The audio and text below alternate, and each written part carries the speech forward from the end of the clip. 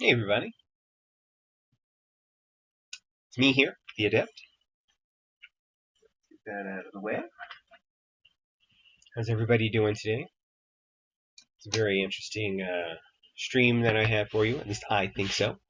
But first we're actually going to start with a little other unboxing, and that is going to be for this.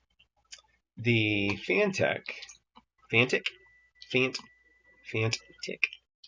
I don't know how you're supposed to say that. Let me get that out of the way. And, oh wow.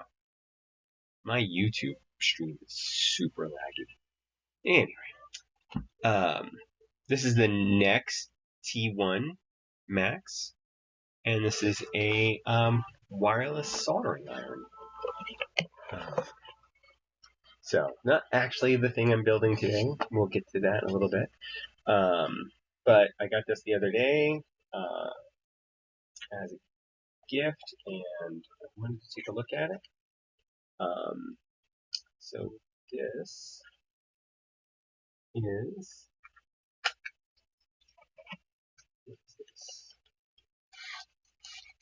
okay.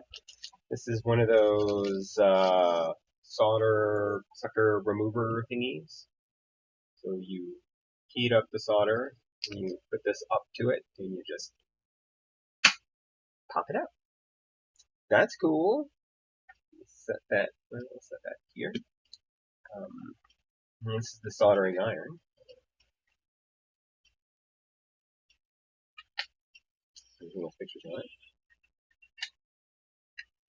Not exactly sure what the next thing is. That's it.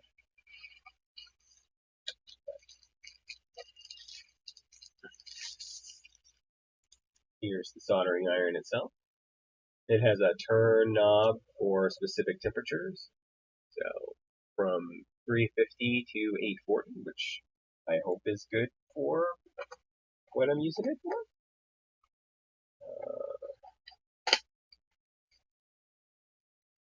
Not sure what that is. Actually, I know what it is. I don't know why it's in there. Anyway,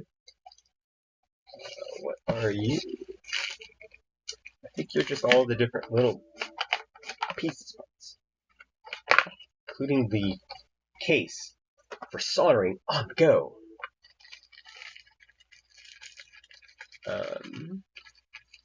Yeah, 2 sponges, the case to put maybe both in, but it's funny because it's not quite long enough, so that's weird. Oh, I know what this is. This is the holder that's going to fit into this base. So, looks like it's magnets, and as we all know, magnets are magic.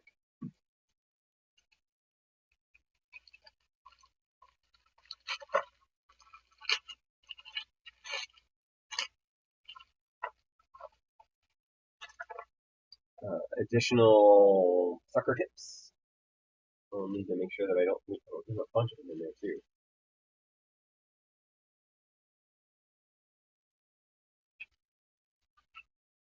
Definitely need to put those somewhere. We have a pair of metal tweezers, non-pointy variety.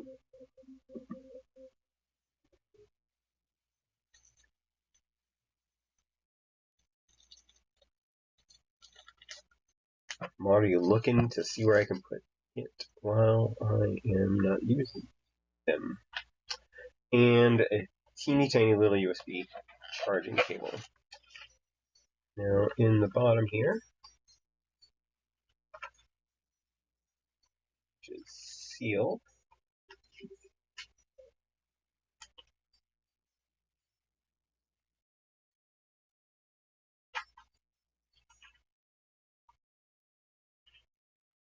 how's everybody doing today? If anybody's actually there yet, hopefully. We get a couple people showing up.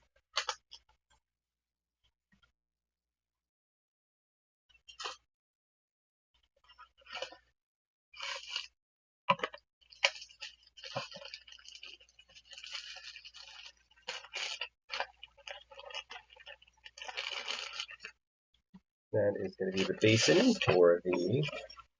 Oh, that's kind of neat. So the tips go inside like that. And you can just pull them out, slide them back in. This goes into here. This goes into here. Your soldering iron goes into here like that. It rotates. These tips are inside, which left residue.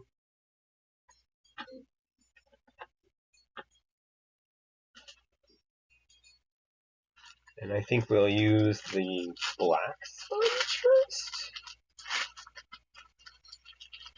Oh, there's a variety.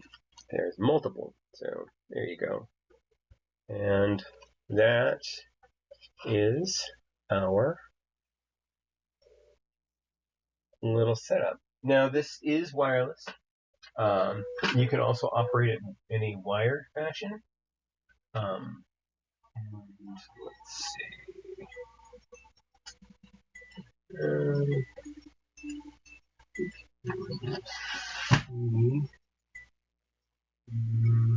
Micro.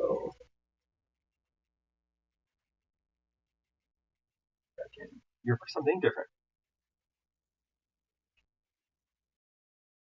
You are also USB-C micro. You are USB-C. I'm actually going to set you right over here. You're going to be just off camera. We're not actually going to do any soldering with you today. This is not a solder build day. Today is all about Womier. Well, maybe not all about Womier, but certainly the beginning is going to be about Womier. And a funny story that happened to me. So, let me put this away real quick. You guys over here. Let's set you on top of those little nubs. I love the fact that they give you so many extras of them.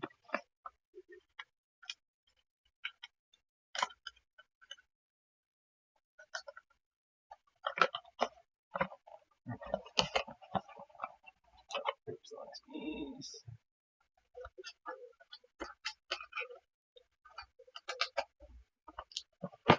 Alright. So that was just a quick look at the fan tech, and it's being put together. It is charging now. And that is this fan tech. Like I said, we're not going to use it right now because we're taking a look at. It's just a case that I purchased for it from Kestrel. It's a little bit bigger than what I need, but it works. So this is mine. I bought it, I think, around December of last year when it went on sale. And so,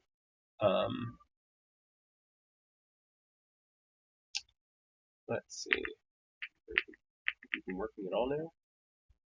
I don't know that you're working at all now, which is about par for the course. So, what I did was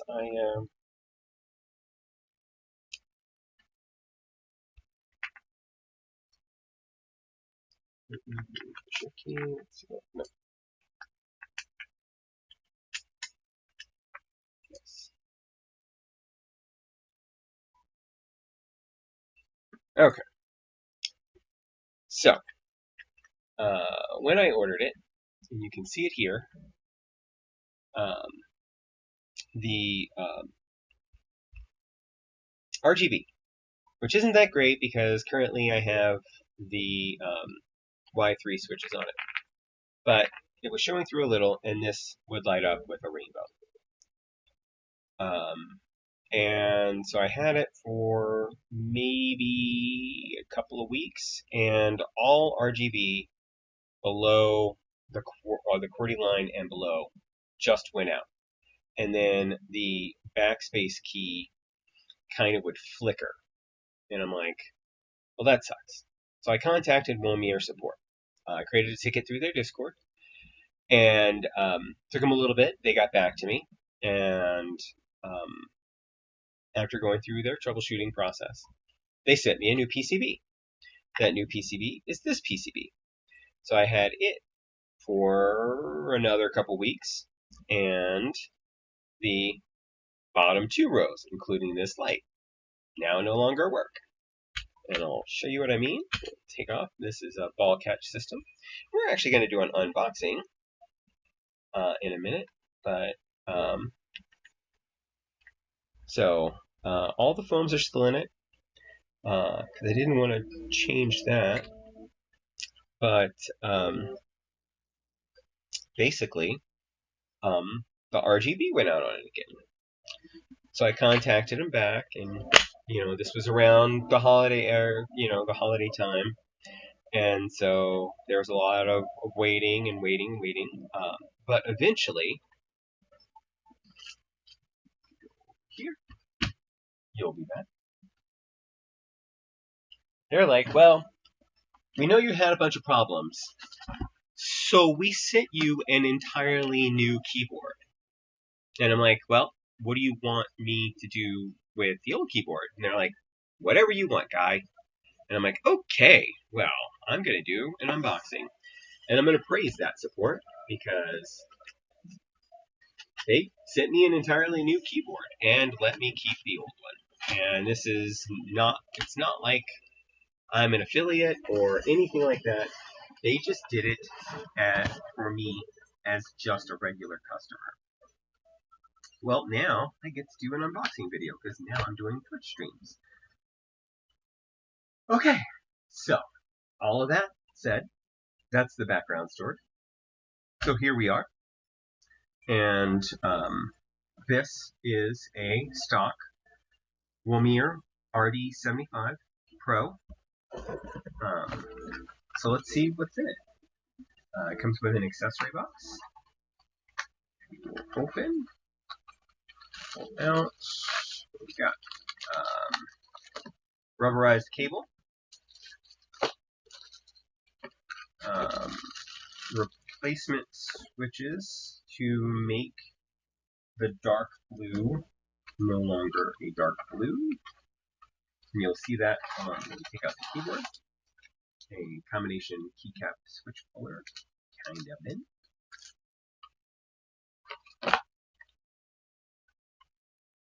And this is one of the things I really like about this particular keyboard. This is a replacement silver backplate on the keyboard, and you will find out more about that in a little bit.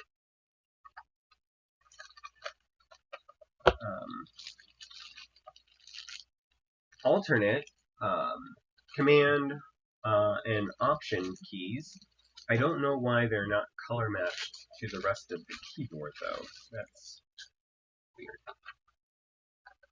And there's more. This is like a trick. This is the gaskets that go in it.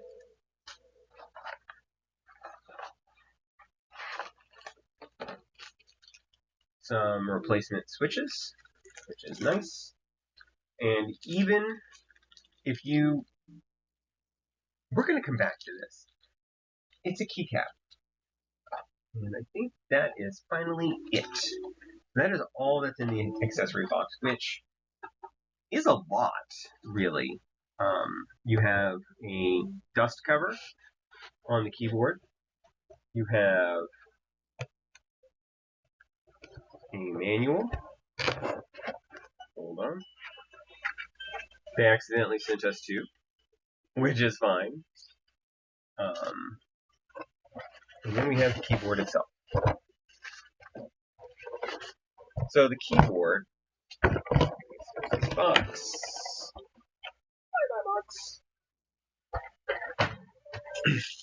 So the keyboard, and you saw it over there, part of the reason I had gotten this particular keyboard and why I enjoy it is for the color of the case. You don't normally see this kind of dark teal. And I thought it looked really nice. However, the proof is in the pudding, as they say. So let's see. If I plug this up, am I going to get full RGB? And I do. Look at that. I don't know if it's going to last forever, but for now, it's lasting for now, which is to say, out of the box. Let's go ahead and we're actually going to do a quick sound test.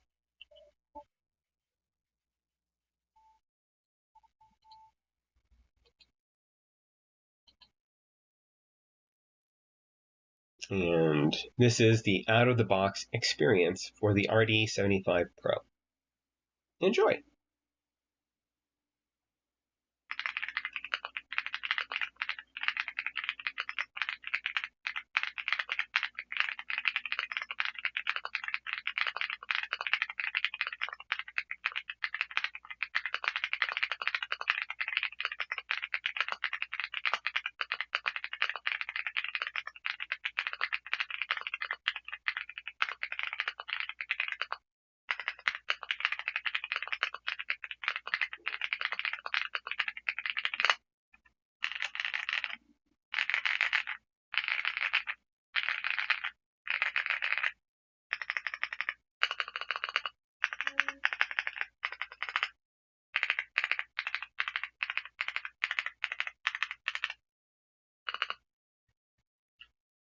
So, funny, I don't know if you can see it, only certain keys, like caps lock and the entire number set, have some shine through to them. So, if you're getting that on camera, it's hard for me to tell. Yeah, you can see it. It glows blue, no matter what colors are underneath it.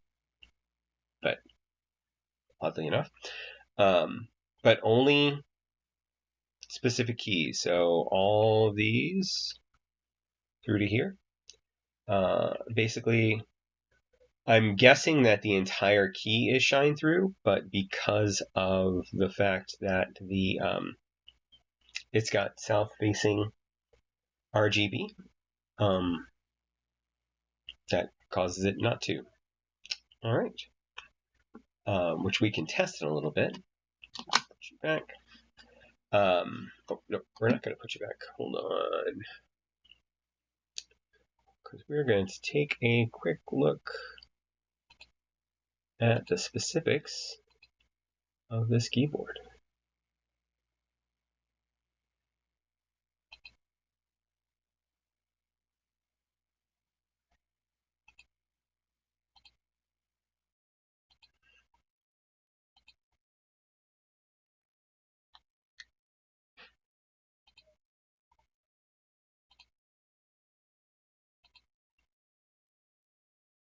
Okay, so this is an 81 key keyboard.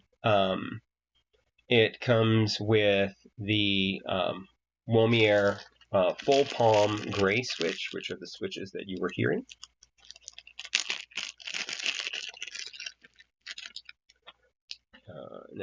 That is these guys, which do have a light spreader on front, but are completely gray. So that would be the reason why you don't get the RGB in the back. It is an 8,000 milliamp hour battery. So if you have the RGB off, you should get a pretty decent time on it. It has 1,000 hertz polling rate. Let's take a look at that.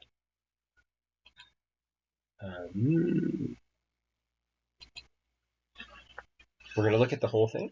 So the front, you have a little accent down here that lights up. I like it. I think that it's very, very understated. And I like the theme. I kind of like this curve here. It's sort of a box on wedge, but with the curve accent here. It makes it really nice. Then you have the back. You've got just barely recessed and still really open, so you can definitely use some of the bigger cables with it. And then finally you've got the bottom.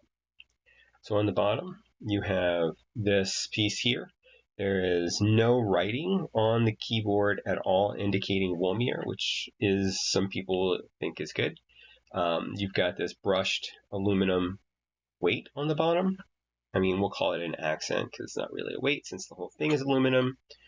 And then you have this. And this is what I was talking about before and why we're going to bring up this keycap. Because there are 3 different things that you can do with this keyboard as far as the front and the back. And that is, you can either have the silver accent, the dark teal accent, or you can use either of those, take out this, and use this keycap to store it on the front. In any case, any place you want to give up a key. Actually, you don't even need to give up the key because it's a keycap. You can still just push it. I like it in the back. Don't take that out of context. And I like the dark teal. I think it looks good with it. And let's take a look at that front height. See what we're dealing with here.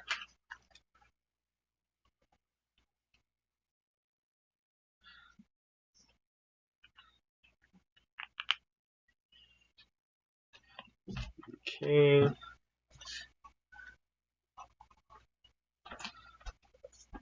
Front height of 19.8. Let's see what they want to call it. They do not. So we'll call it 19.8. So just under 20 millimeter, which if you go by certain people's standards is a good height for the front. I think that it's a fine height, but then again I hover when I type, as you might have seen during the sound test. Yeah, I think it's overall it's a good keyboard on paper. I find the sound on it with these keycaps, and this is partially because of my dislike of shine through.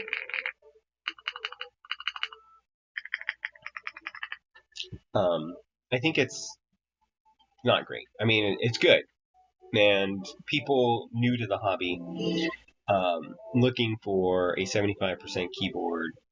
I mean, this is a fine contender for that. If you want certain things like the tri mode with the container for it. Now, this does have the ability to rattle. It shouldn't rattle during normal use, and certainly in a stock configuration, you wouldn't hear it even if it did. It has a decent amount of flex. I believe that it is. Take a look. Uh-oh, lost the keycap.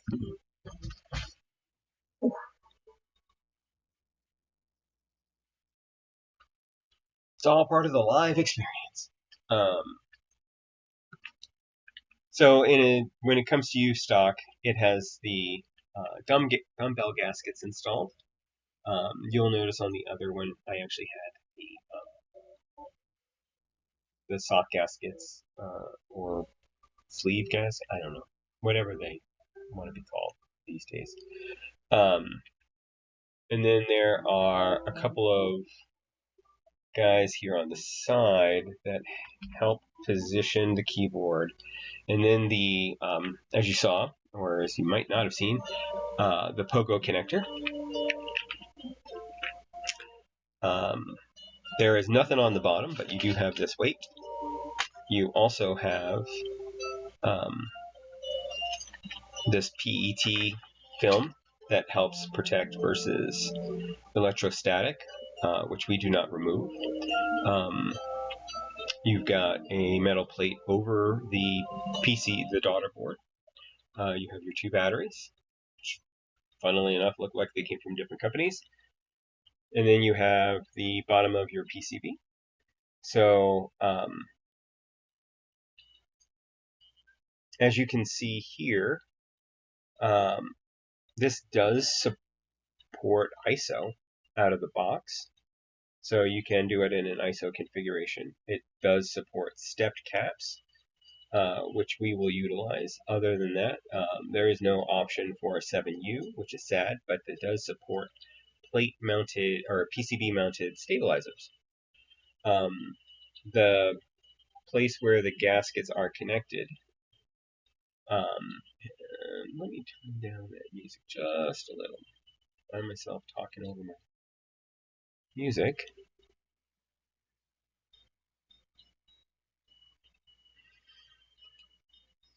And we'll wait for the viewers that are here to get back from their break.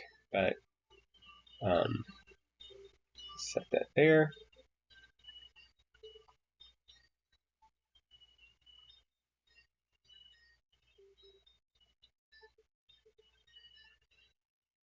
So you have the pogo kit pin connector here, which connects to these pogo receptors here.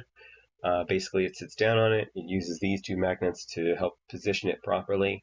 And then, of course, this is a little bit recessed, which I kind of like over the one that's there.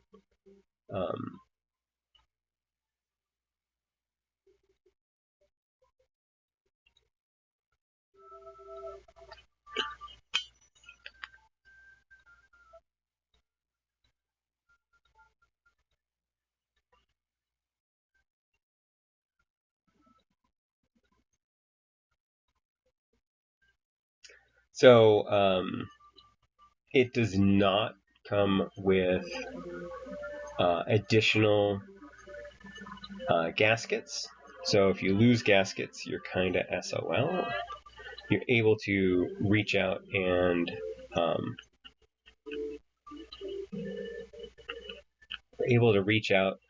get some replacement gaskets for it, which is good.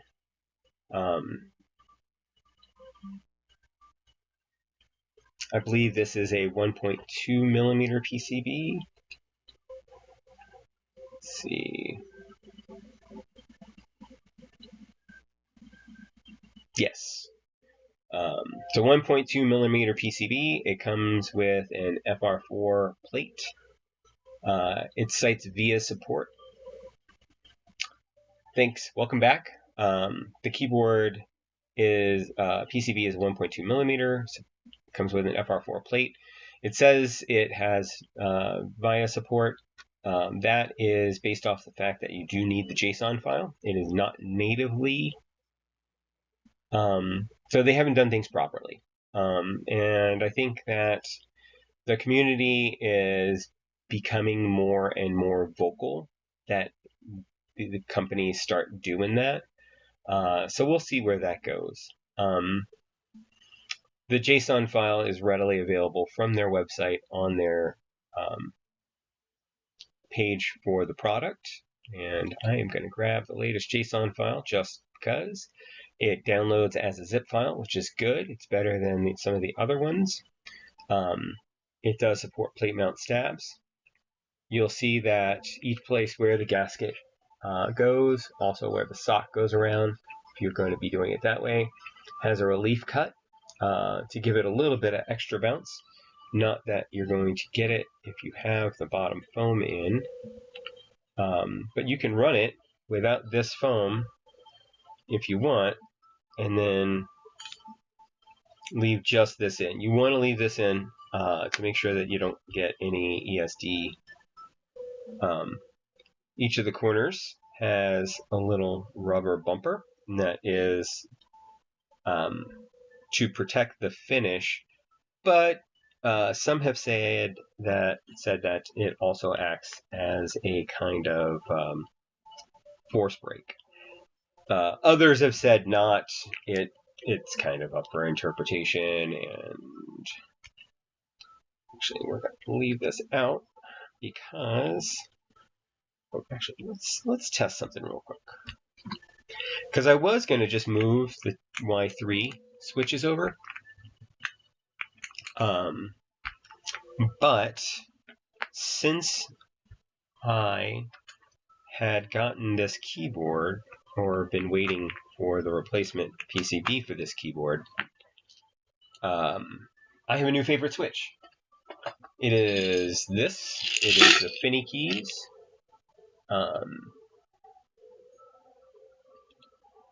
HMX switch, and there's the information for it on the screen. So it's kind of a middle weight switch. It has, one of the things I like about it is that they're kind of milky. So I'm thinking that if we decide we want to use it, and kind of a weird thing I'm going to mention about the way that they have this set up is that it comes with a PE sheet and a PET sheet for the below the switches. And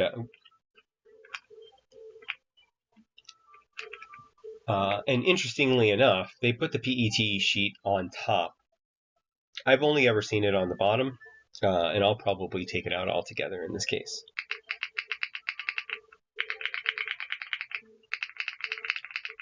I think this offers a cleaner sound,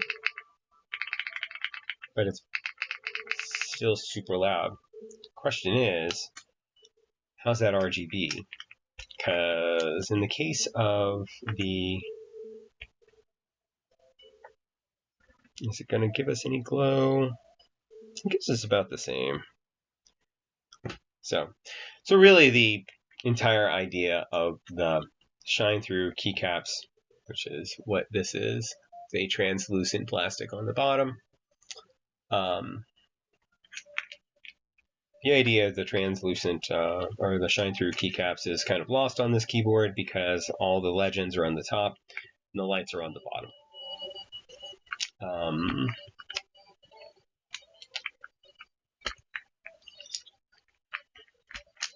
Oh, actually, before I get too far into that, let's see. Let's do a direct comparison between the full palm gray switches that come on it, the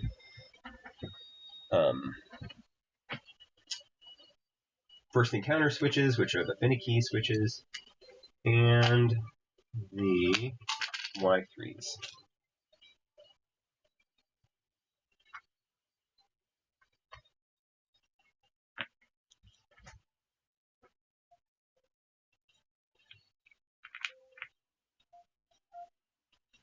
Because I love Switch Thunderdome. In this case, 3 switches in her. Well, 6 switches in her. So these are the stock switches. Here, actually, we'll put the top back on.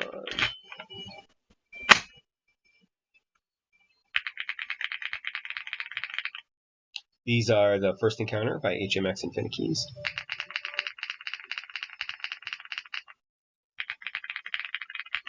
And then these are the Y3 switches.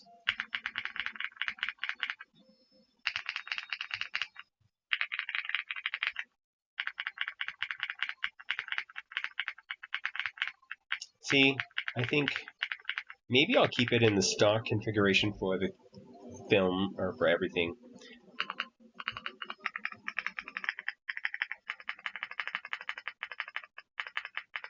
I mean, even the stabs are alright.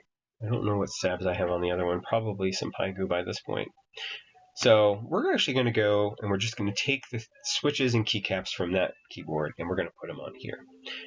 And we'll save my Finickeys for somebody else for now.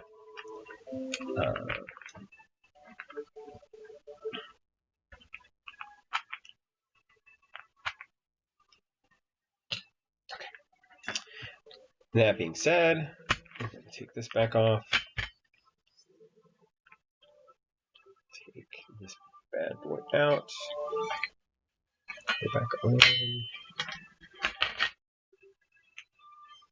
Move it off to the side. Cable off to the side. Don't need to seal it back up. Just move it off. And this is so that we can set it flat. And that'll give us the opportunity to rest it on the desk, which can act as a backing as we're changing out our keycaps and switches. We're going to take our palm grays, pop them over there.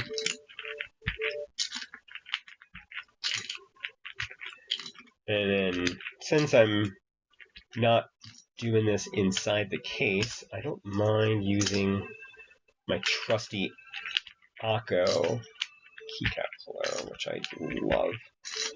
As far as free keycap and switch pullers that I have ever gotten in a keyboard, that was not a special offer.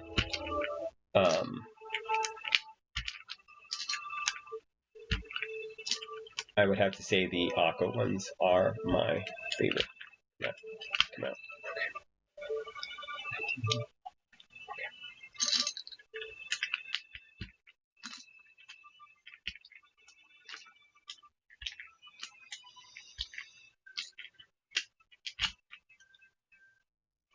So this is expected. Again, since it, well, here's the thing, right?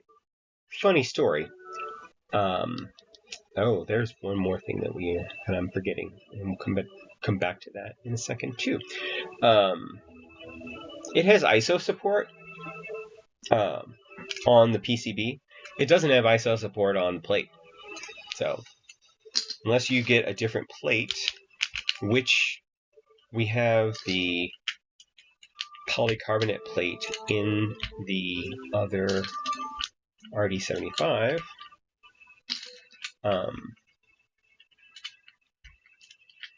So unless you get an ISO supportable plate, the fact that it has that ability is completely lost, along with my step caps that I want. So we'll see that the polycarbonate plate actually does support the step caps, and we'll check it out to see if it has the ISO support that we're looking for.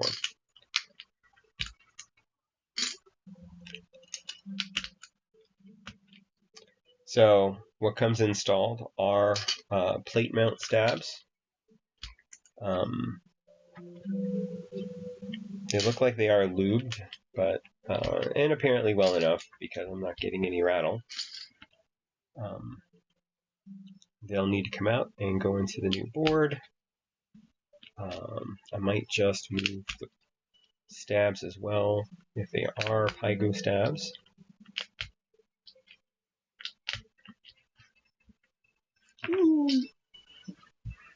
It's important to have good reflexes. Not really.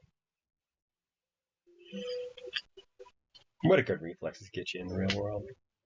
Nothing. With that and $2 you can buy a pack of gum these days.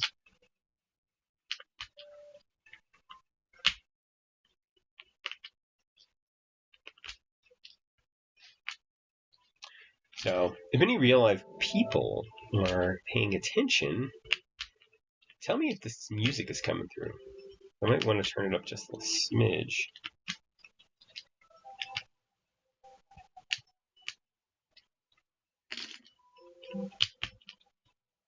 Oh no, it does have it. Look, it has area for that. So the other plate may not have the area for ISO support as well. Maybe it's a specific plate that they offer that has the ISO support. You're going on to the side.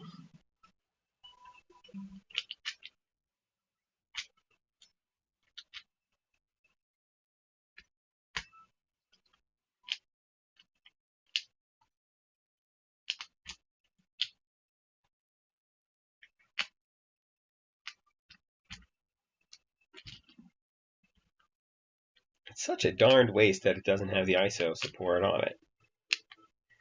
Like, if you're going to take the time and the money, because, you know, you got to design around it, you got to pay for the hot swap socket, which is there. I mean, theoretically, if you wanted to run this ISO, you could run this plateless because the gaskets are attached to the PCB. Then you would be running hot swap plateless ISO. That sounds fun and not a bad idea at all. I'm just kidding. It's probably a bad idea. I don't know. It depends on the switches.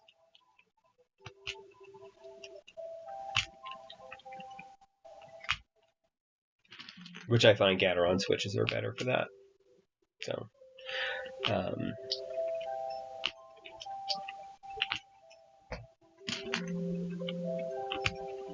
mainly because Gateron switches, as opposed to something like an Otimu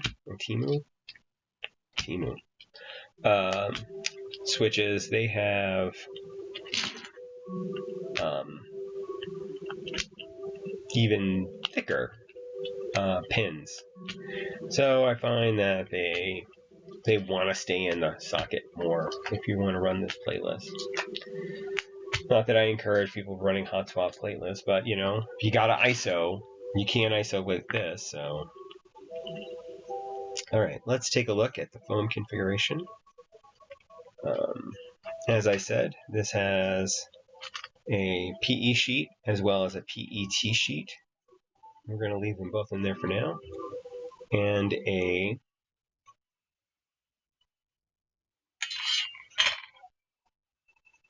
pour-on foam plate foam with pour-on foam on the bottom.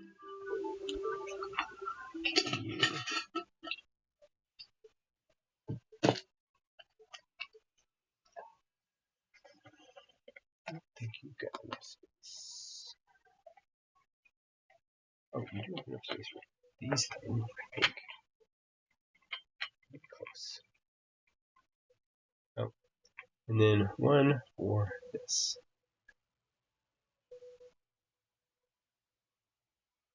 Just gonna go like that.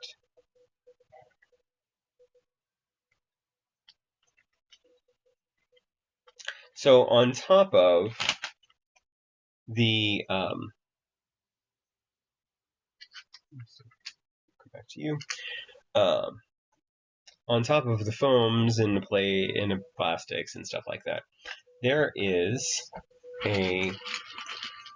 around the bottom, very interesting. Hold place.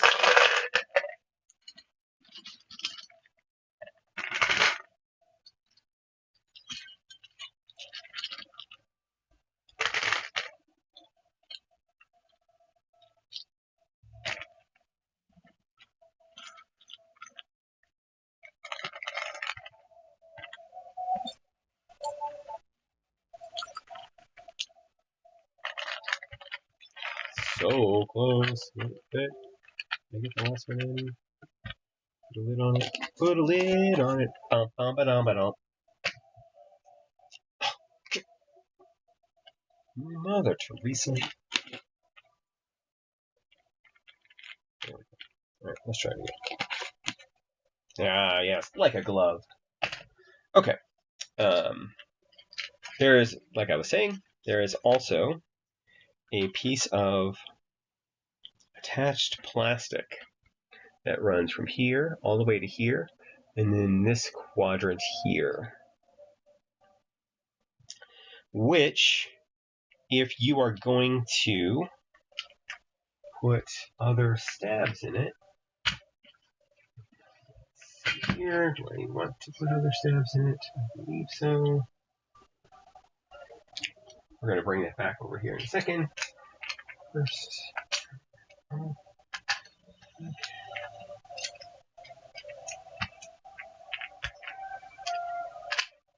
yeah.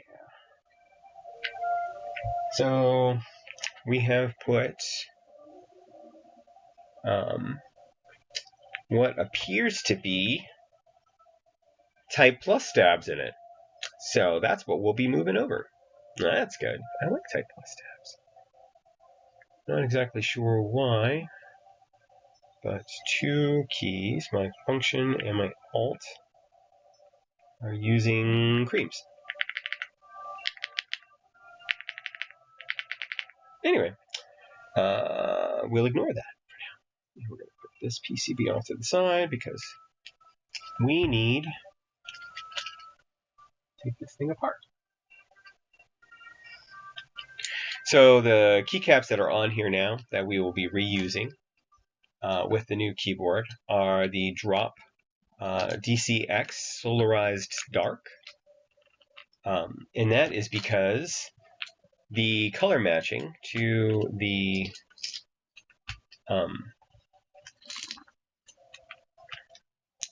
RD75 Pro in the dark teal is almost exact and looks fantastic. So we're going to just use that because they look fantastic. Unless there's something else we want to use. I mean, Drop DCX, it's an ABS plastic keycap set. It's double shot. They're really nice, but they are still ABS plastic, and well, ABS plastic. Clackier. I think we might try something else in the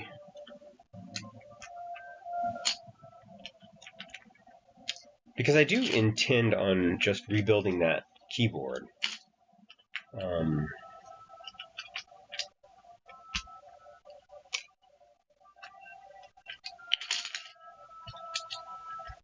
So, in fact, the PC plate that you can purchase from the Womier website, which is what this is, the plate came somewhat warped, so buyer beware. It appears that since I am using the all the foams in it, and we'll be using all the foams in the new one, that it has straightened out somewhat. But again, that is going to be a thing that you may have to deal with. I'm probably going to get actual Y3s for this and this, which means I'll need to run downstairs for a bit, grab those, set this bad boy off to the side, and let's grab our switches.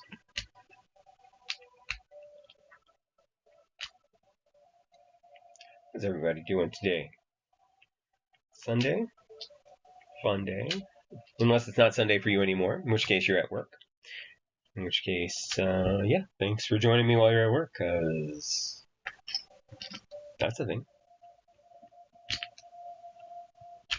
So we'll need to poke out those holes for these stabs.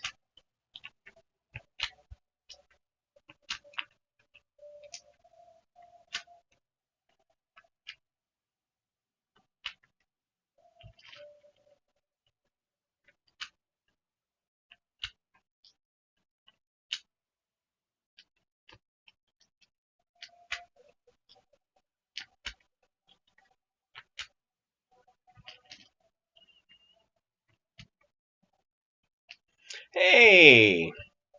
I am doing all right. Yesterday was, so my birthday was on the 1st, and my girlfriend's birthday is on the 13th. And so we split the difference and had people over yesterday to play board games for our respective birthdays. And so, yeah, that was fun. Yeah. How are you doing?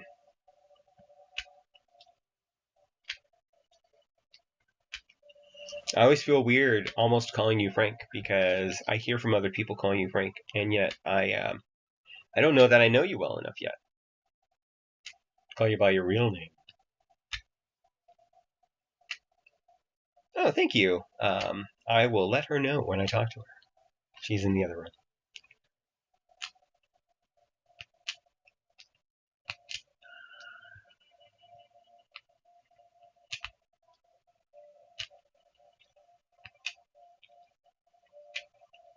Thanks. I will say that there's a delay on my stream. I don't know why, but it's always been there, and I'm trying to figure it out. I'm sure that it's just Comcast or something like that.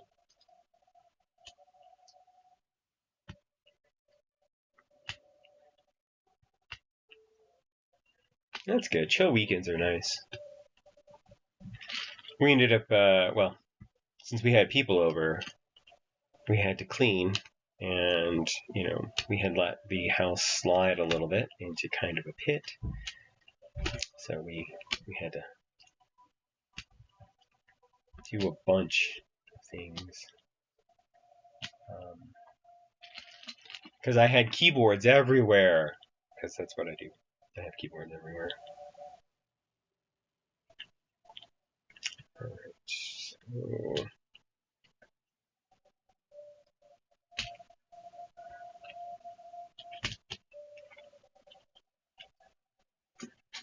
alright, so we're going to use this plate, and then we're going to take out these stabs.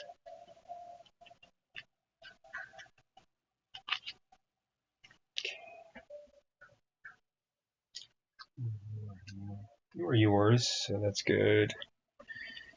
Also yours. I got called in, because I am an IT professional, and there was a VPN not working, so I had to work up here in my office for a little while everybody else played Dungeon Decorators. And then we all played, because I was finished by that point, another board game. What was the other board game? There was a board game called Horrible Therapists. Think sort of like Joking Hazard, but with therapy. And if you don't know what Joking Hazard is, it's kind of it's made by the Oatmeal people. And by the Oatmeal people, I mean the comic strip Oatmeal. And they and basically you come up with the most amusing or horrible ending of a therapy, and it rotates around to each person. And then I put it upside down anyway.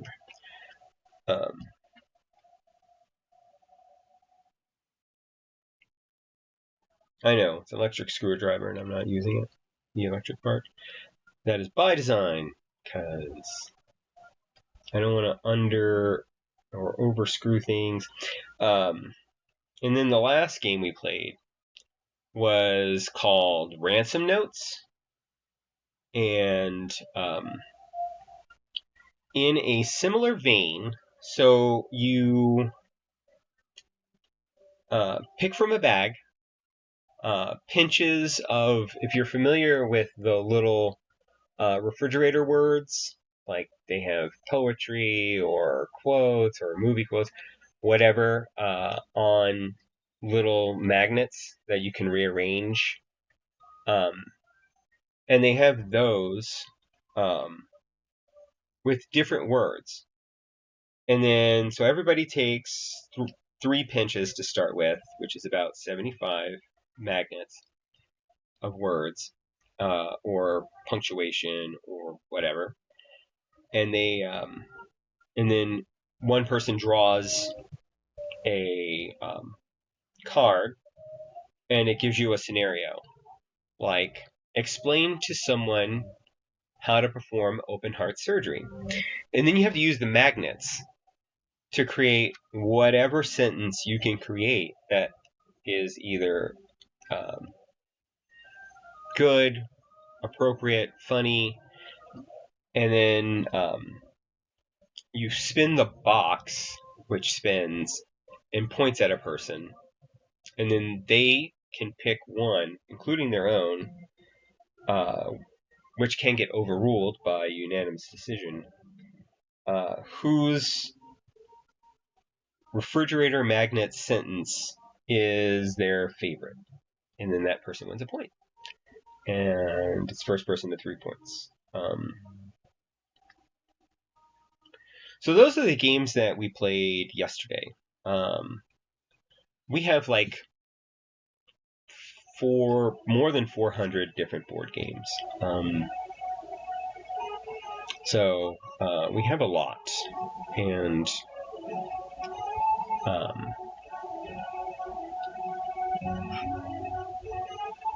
those are actually just recent games that we had gotten. Okay, go back over here. We'll be back to you.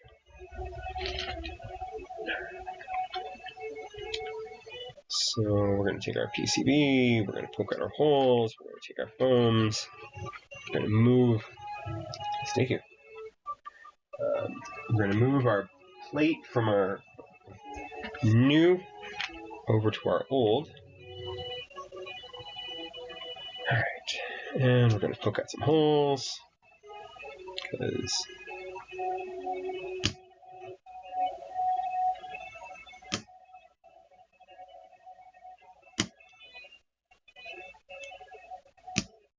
yeah, we have a lot of board games. We've been collecting board games almost since we've been dating, and we've been dating for 18 years.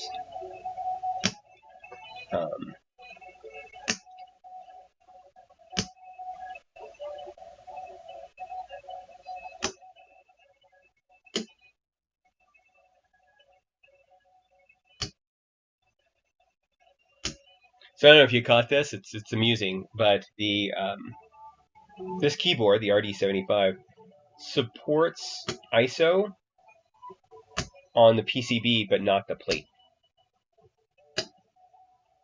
But you could theoretically run it plateless. I wouldn't recommend it because it would be hot swap plateless, but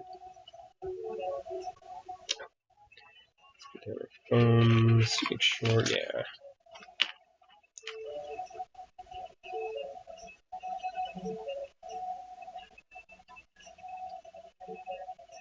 Okay, everybody's in.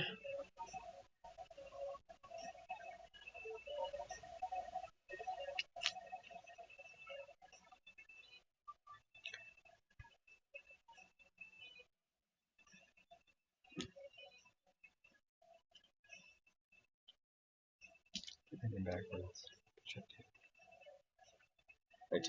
Let's put that in right way.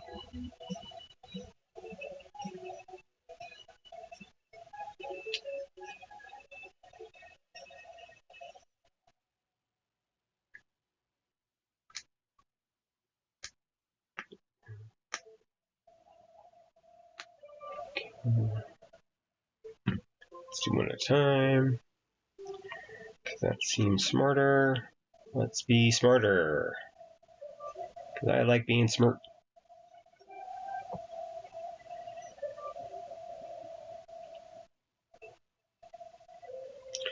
I'll do this upside down. Are you going to stay in?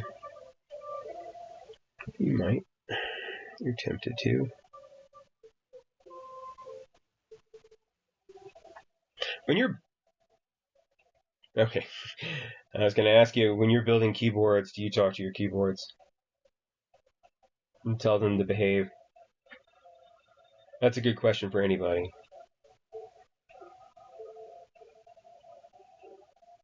I guess it doesn't even have to be keyboards.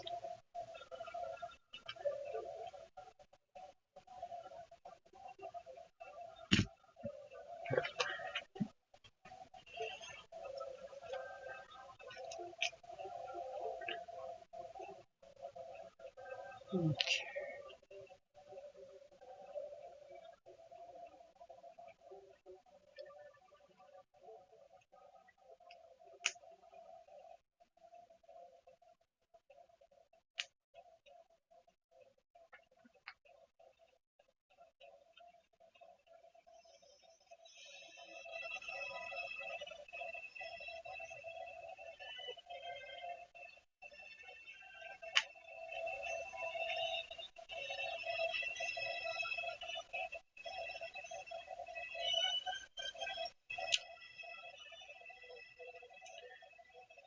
A little bit of a hushed concentration as I put the stabs back in.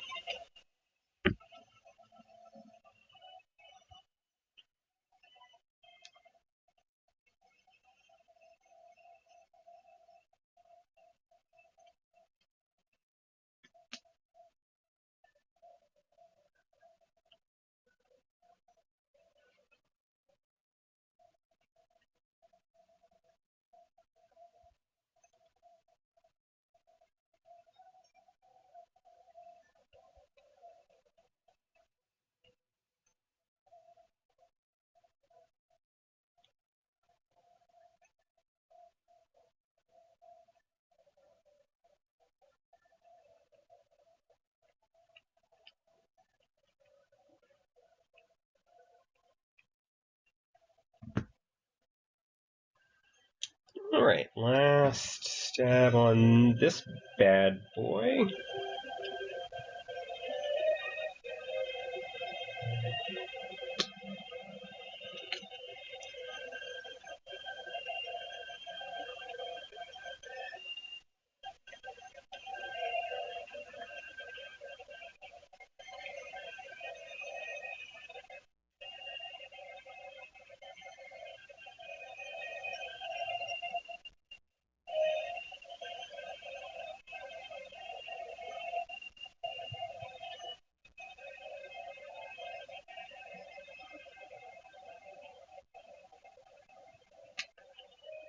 Again, they went through so much trouble to add ISO support and then didn't even use it. It's so weird. Okay, you go there.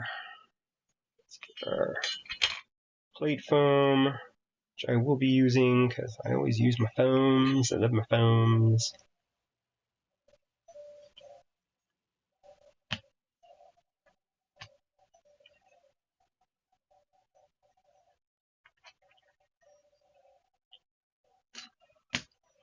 There we go. Alright, so here we go. New PCB with the PC plate. We're going to drop in our corners first. Do need to run downstairs and grab a couple extra Y3s.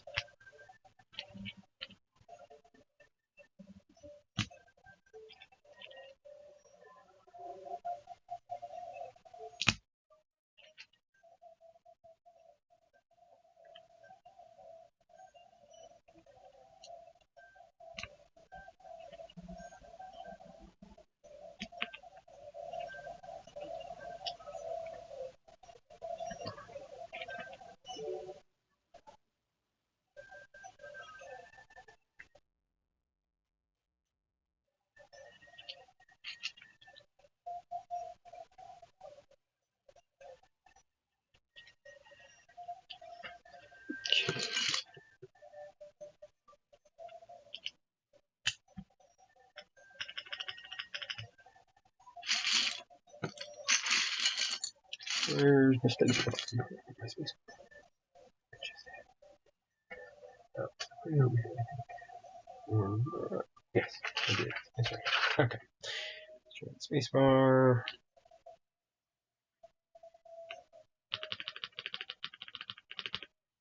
Good. Backspace. Good. Good. One more. That's caps lock. There you are. Hiding.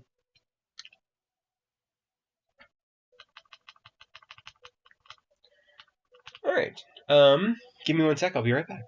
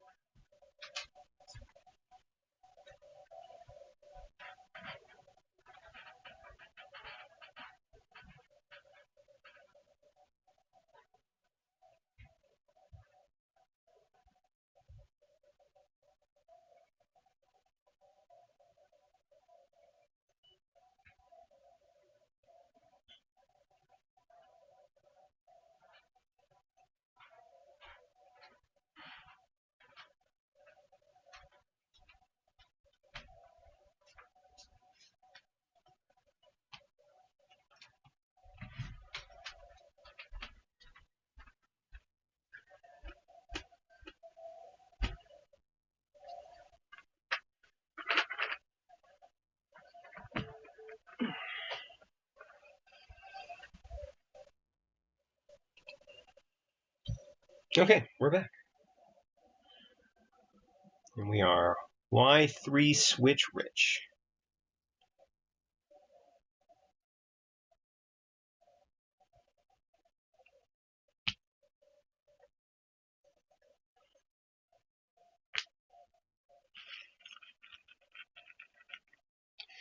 For everybody who's joined us, we are migrating all of the switches, plate, stabs, and the keycaps from a faulty RD75 over to this brand new RD75 that Wilmir actually sent me as a replacement.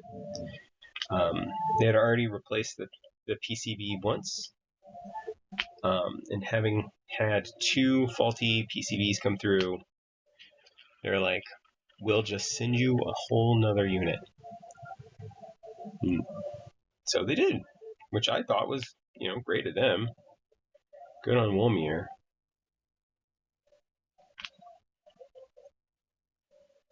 This is the RD75. It is kind of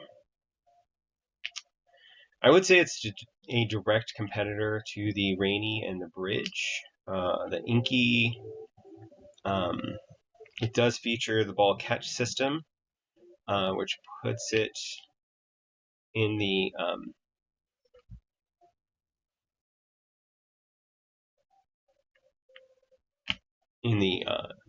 more towards the Bridge 75, since ball catch, and the Rainy doesn't have it, the Inky doesn't have it.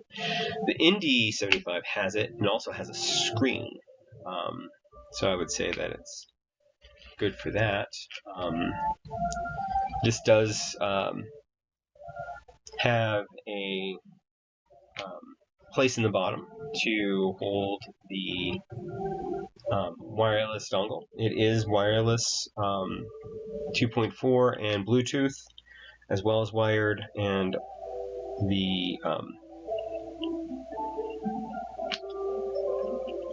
wireless is the only option. So for those of you who only like wired keyboards, this would not be a good choice for you, obviously. So it does not come in a wired only version. But for those of us who rarely, but occasionally, enjoy the wired or the wireless,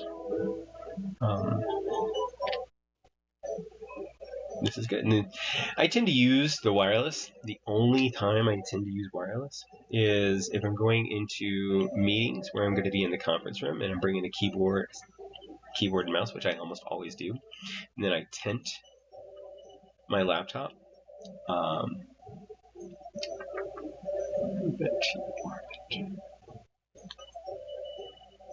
then I tint my laptop and I have my keyboard and mouse there, and it's,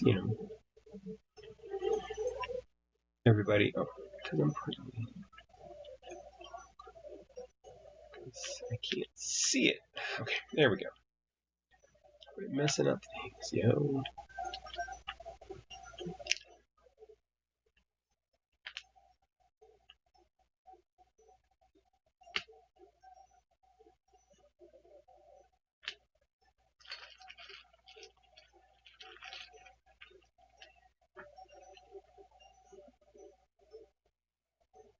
I didn't see where this when this message came in from you, P4153N.MP4.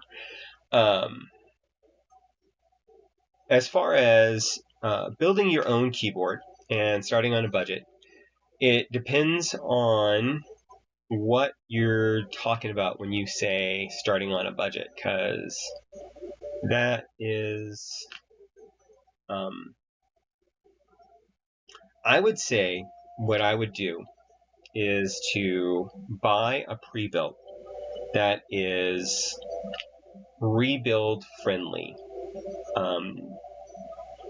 Something like this keyboard is 120, but for 70 you can get a very, like, it doesn't have the ball catch system, it has the hidden screw system,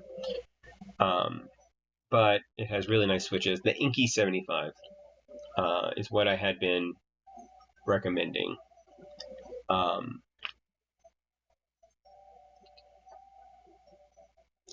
And then, yeah, I would recommend that. Get the Inky. That way, you start off with a complete keyboard, and you can mod it. Buy some switches for it first, or buy some keycaps that better complement your style. Then you can start looking up how to mod the keyboard, like tape mods and force breaks, and it doesn't really need too much the Inky, but you can try it out. You can try removing some of the foam. Like I like a good foamy build, but a lot of people, especially the further you get into the hobby, people tend to move away from foam, calling it a pure sound. I don't agree with that. If the keyboard comes with foams, and foams are definitely an option they've already considered, and the foam build, hopefully, they've already tried it out and know that it's a good build. And then you could, branch out from there. If you want to be more into the hobby, you can then move into something maybe a little bit less budget, something a little bit more kit. You could jump a little bit into the deeper end and get something like the Neo 60 Core, which the keyboard without switches or keycaps comes in at about $80, I think. And then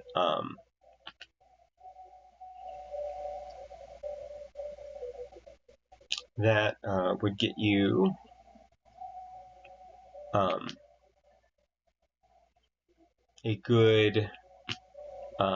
a good base keyboard, but it's a 60%. So you would have to make sure that you're aware of that and what it entails. So you have no error cluster, no function keys.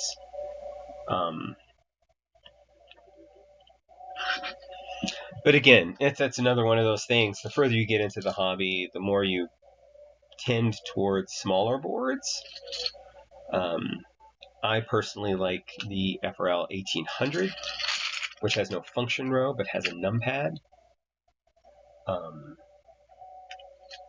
But again, it's all preference.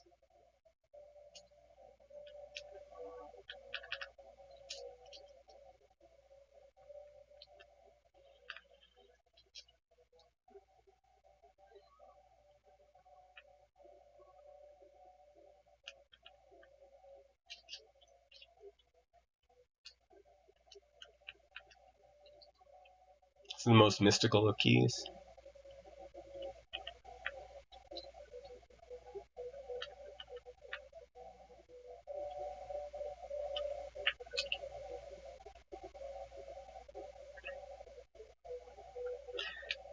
You can usually find some good deals on aftermarket keyboards also, if you wanted to go that route. Or aftermarket keycap sets.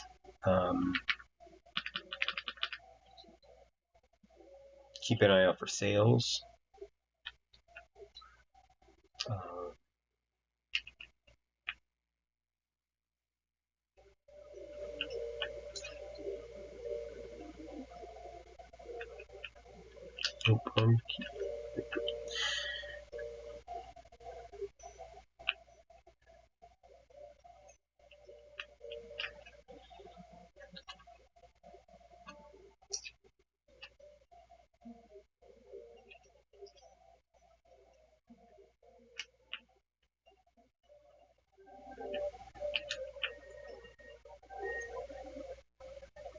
We're going to turn on there.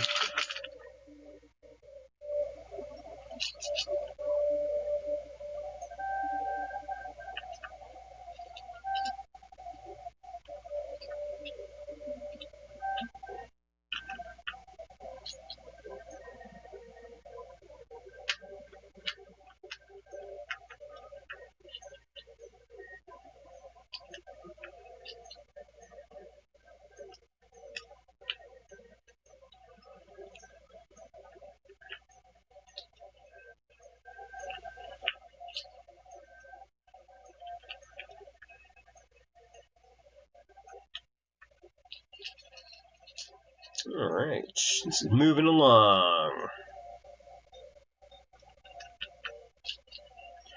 You can kind of see how well this keycap set is going to match this keyboard.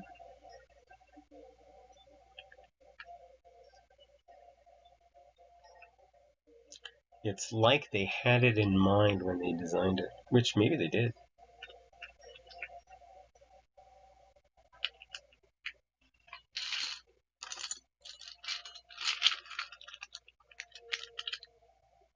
But it seems to me that if Wilmir did have it in mind when they did it, they probably would have made a copycat set, like they've done with so many others.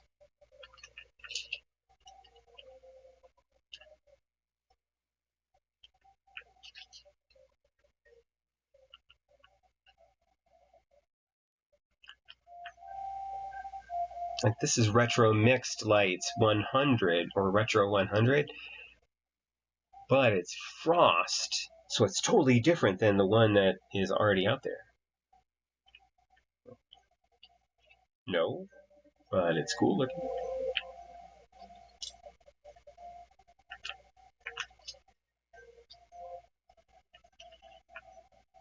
Maybe we'll do our other one. Foam. Yeah, we'll do it foamless. See how it works. The lights are out anyway.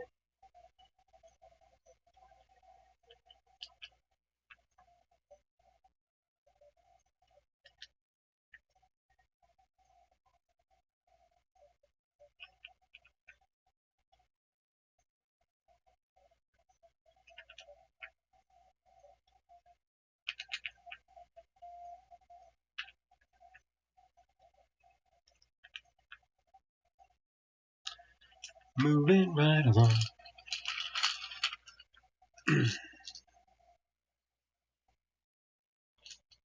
I don't even know if you're still around, but if you're around, did I help you out at all with your question regarding where to start building on your new keyboard?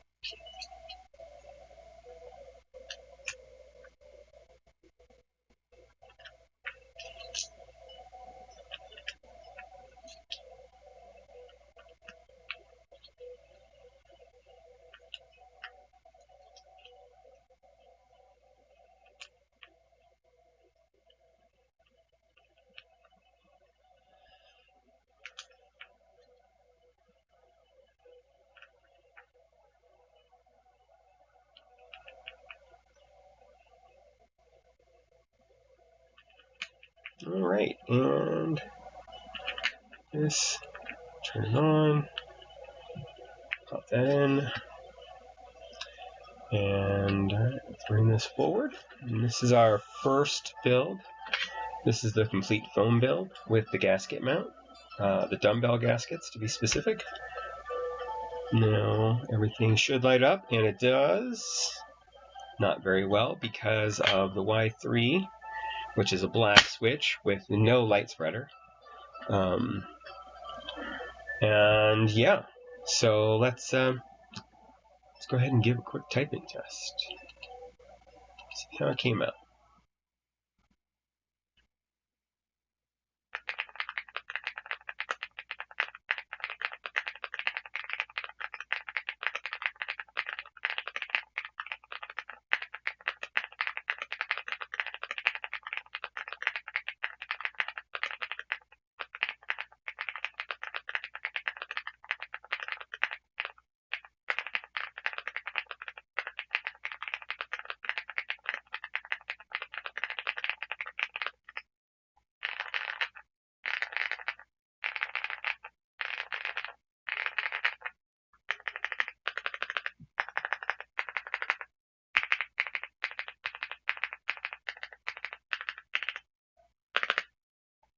So yeah, this is exactly the sound that I was hoping for.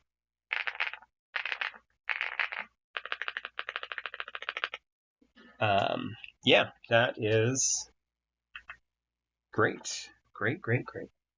Let's bring the other one up, and let's go ahead and build that out. I think we're going to build it with the Finny keys. And I'm going to use the R4 plate. I don't know where my plate fork is, so we're just going to kind of wing that. All right. Move that. Bring you over. Bring you over. All right. So let's get some switches. And again, we're going to use the finickies first encounter switches. And then I'll need to figure out what keycap set to use. Actually, I think I know what keycap set we're going to use on here. We're going to go ahead and try Metropolis. Since if you're going to build plateless build, you may as well go for GMK, since, you know, they kind of love it. Ooh.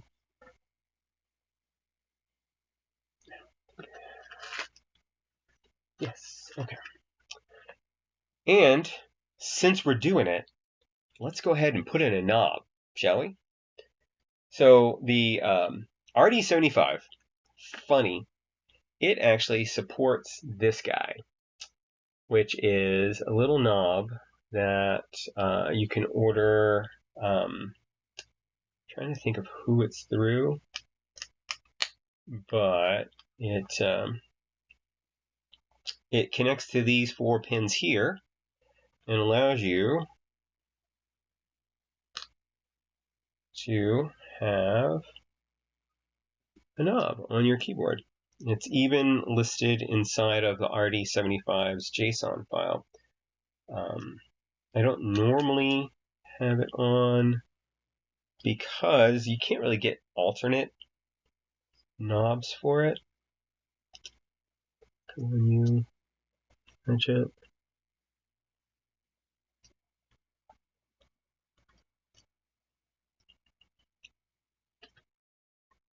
there we go. Right, that's 2. We're doing our corners like usual, and even more so for this build, since we're doing it plateless. I mean, foamless. I'm going to do some at the top to kind of form up. I don't know if this is how other people do it. It's how I do it. Just seems to make sense to me, especially on keyboards where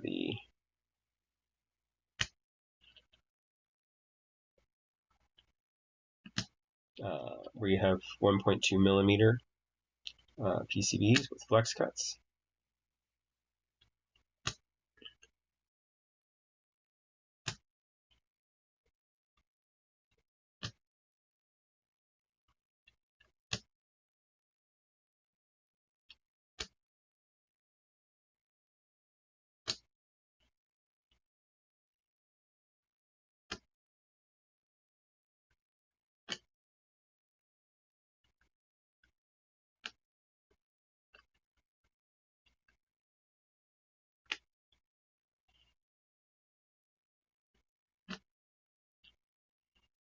Okay. Oh, put the music back on.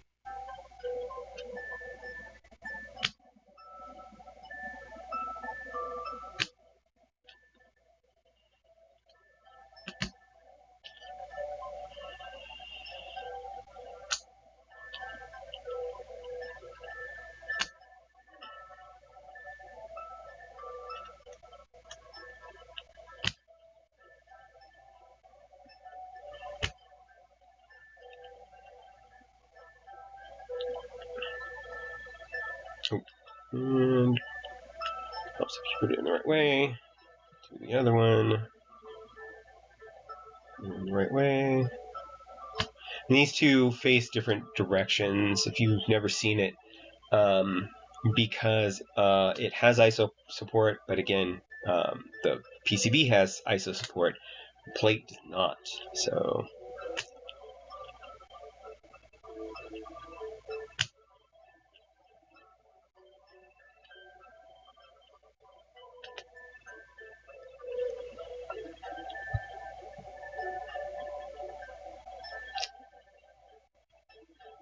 did not do what I wanted you to do. Come here. Let's find out why.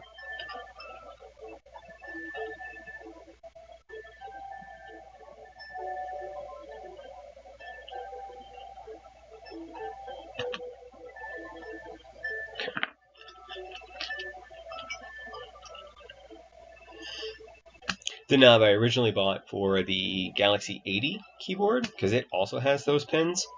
But for some reason, the plate on the Galaxy 80, its tolerance was a little bit different, and the pins didn't actually connect unless you push down really hard. So I didn't use it.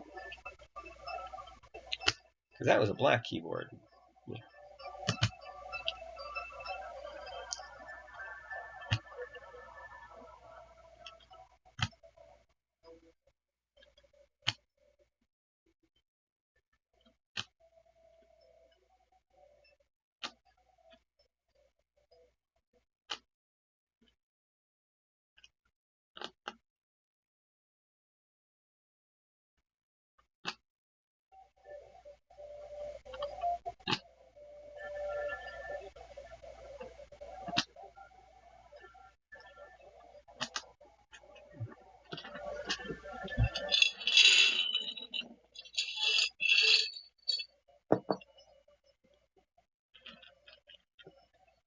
Alright. Now we're cooking with gas.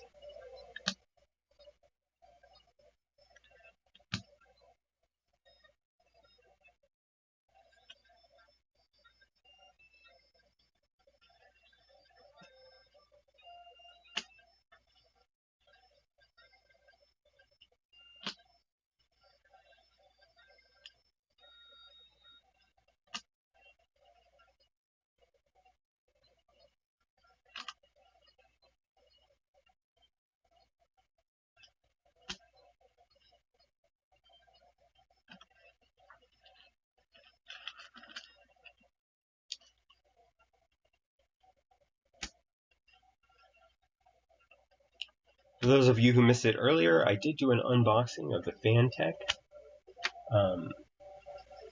soldering iron, and it's charging now, and I'm going to practice a little bit more, and then maybe I'll actually get to the point where I'll solder on stream.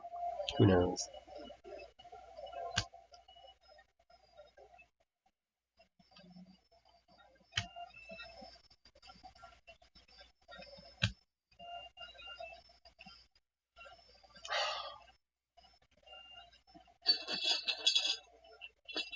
That's one short.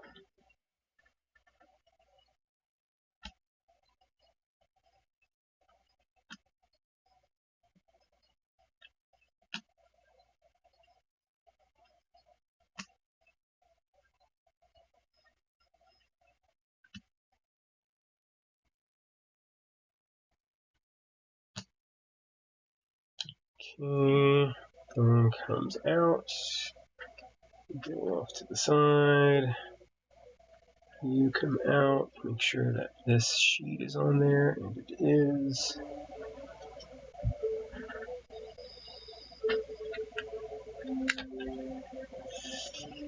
And put this on. We'll grab the keycaps.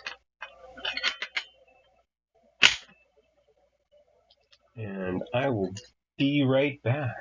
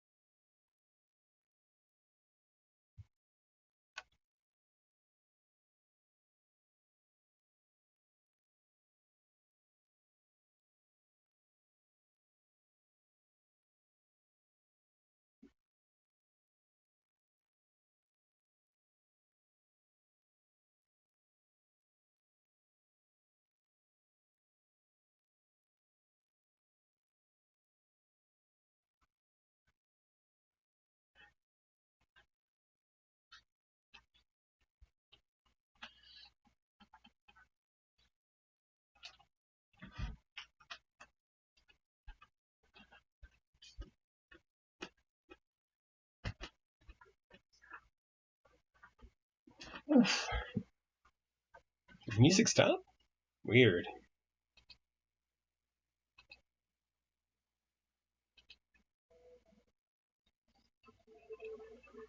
Okay, so we have our Metropolis. We're going to try it on here and see how it goes.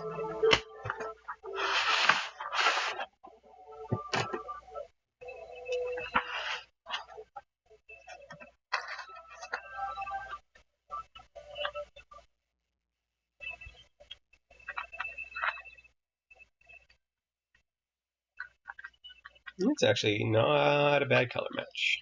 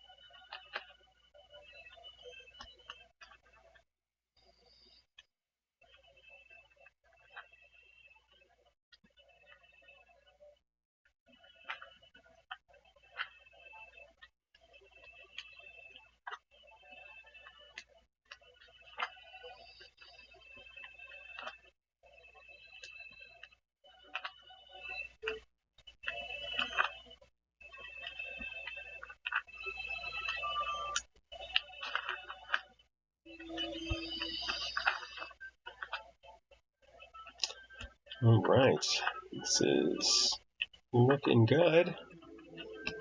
I do say so myself. I did.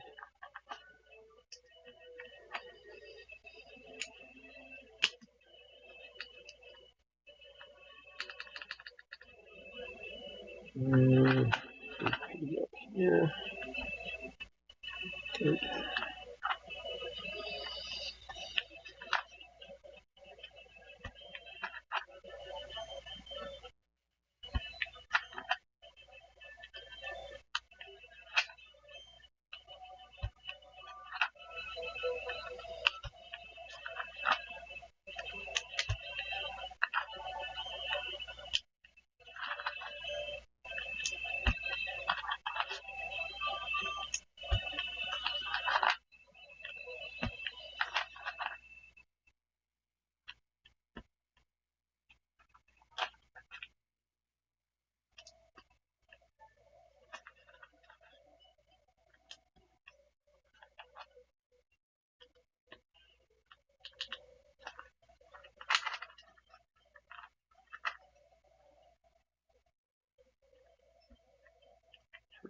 That's fine.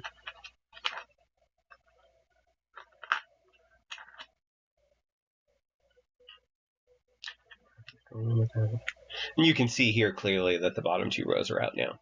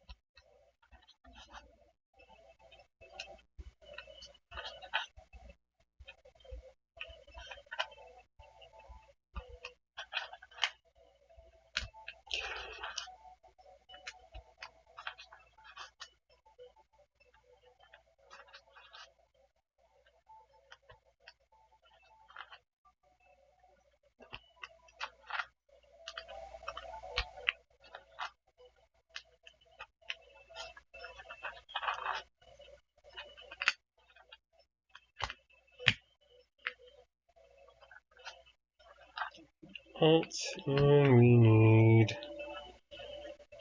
We need function. We have a function. Let's go to the second row.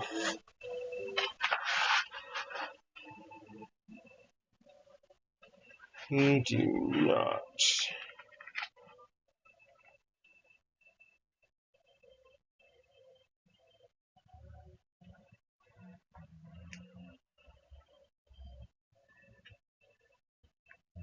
Yeah, that's good.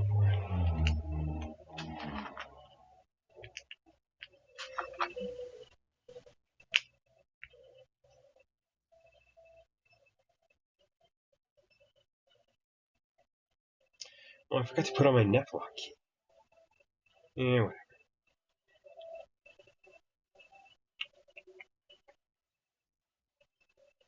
So many things I forgot. Okay.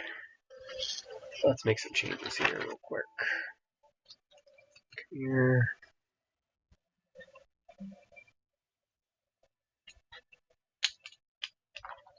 Come on. Neck lock keys going on. Because, you know, gotta rep the designer of the set, who is Neflock.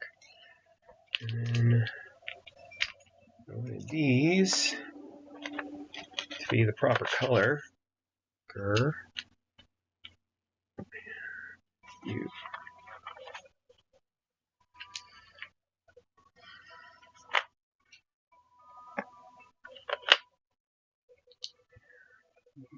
Here. And need end.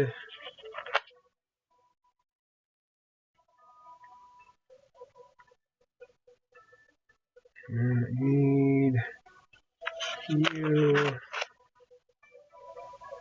And finally, what am I using?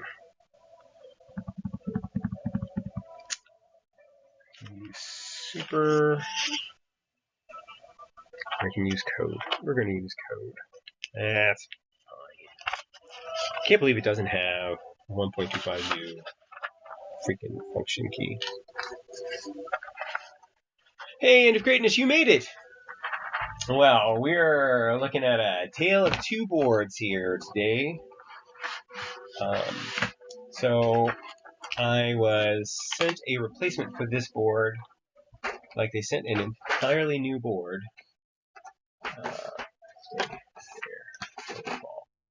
Please, goodness, don't fall. They sent an entirely new board because the bottom two rows of the RGB on this keyboard stopped working. And so I was moving, and I'll show you that, the items from this board over to here, and then I just decided that I would rebuild this because they're like, you could just do whatever you want with it. So I'm making another keyboard. I'll just turn off the lights. Hey, who turned off the lights? So I did already do the sound test for this.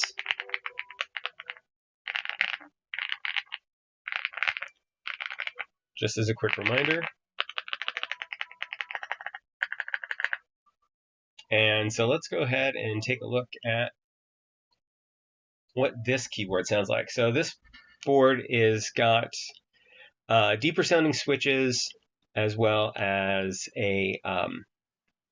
all the foams, whereas this one has a more clackier switch and no foams at all. So first of all, there should be a decent amount of flex, and there is.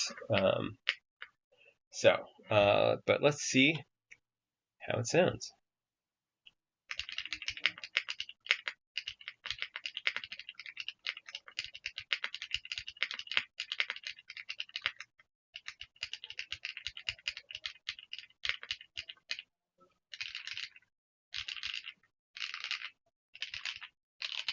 It needs a thing.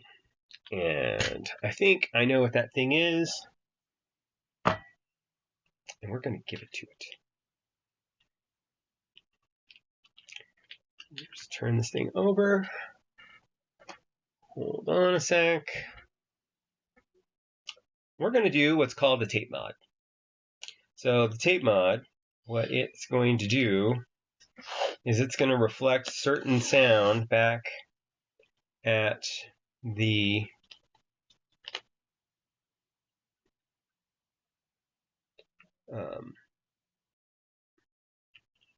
from the keyboard, and we're going to use it because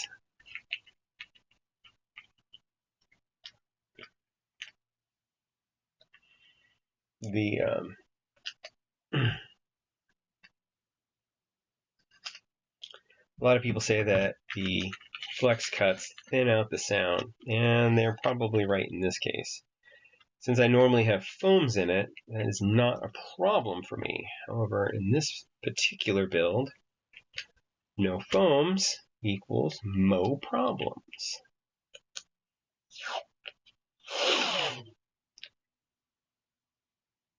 So you just do 2 to 3 overlapping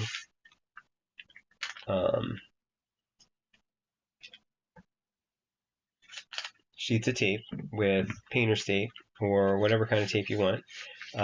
There's another tape that is recommended for taping up flex cuts. However, A, I don't remember what that tape is, and B, even if I did, I don't own it.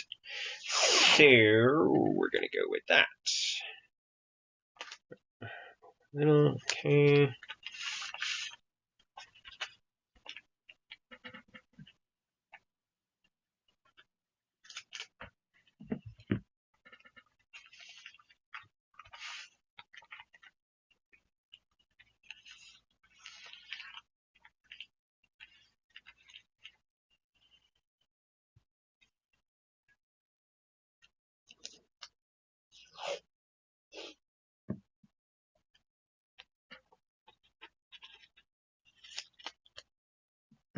All right, welcome back, everybody, from the commercial break.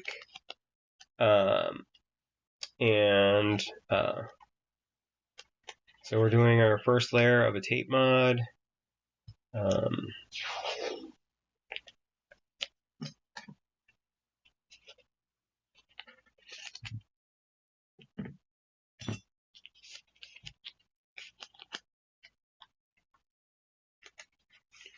I think we'll do 2 layers total.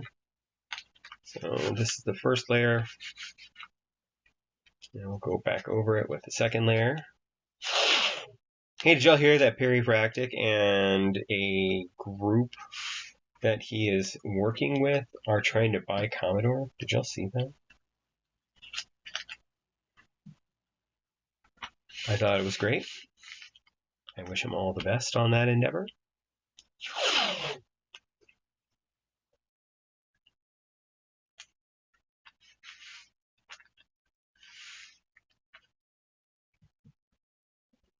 Hoping he's getting some good residuals from the re-release of Phantom Menace.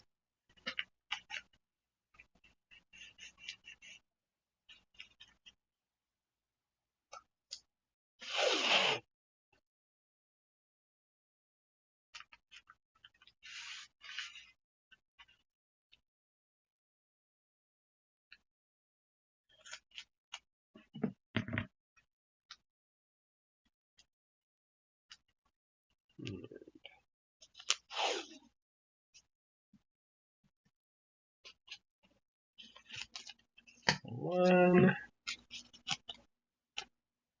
singular sensation, every little step she takes. Ba-la-la-la-la-la.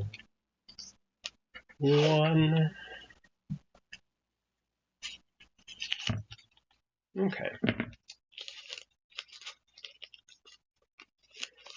So this is what my version of a tape mod kind of looks like.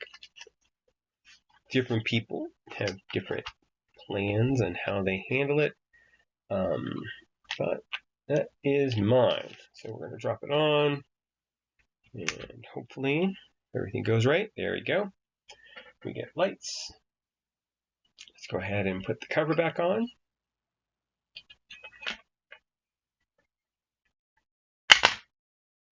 And very satisfying sound. Let's try that one more time.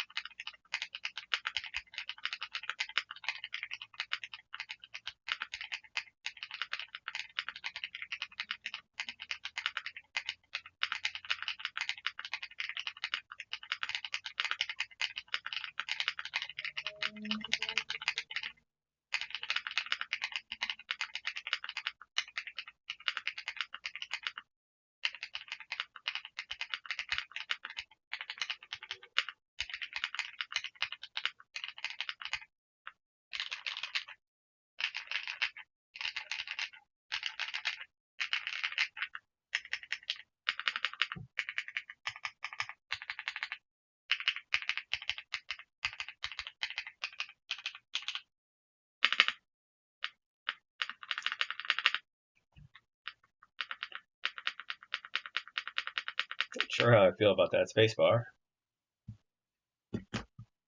We're going to turn off the light, so it doesn't matter. Let's go ahead and try something a little different. And by different, I mean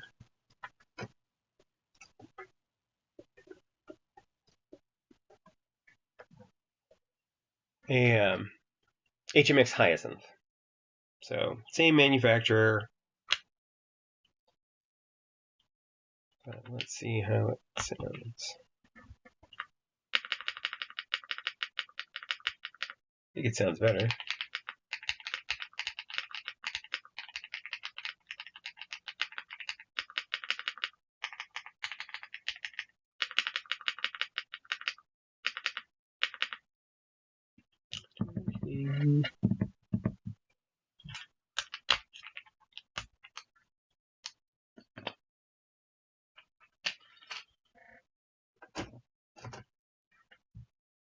Ooh, come here.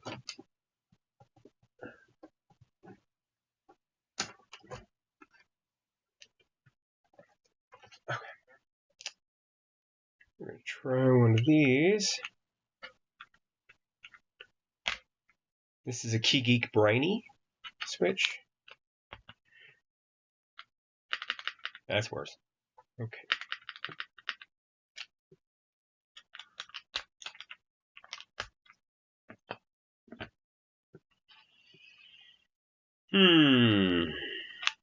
What to do?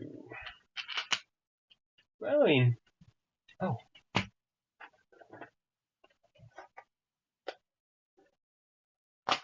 We'll try different HMX switches until we find the right one.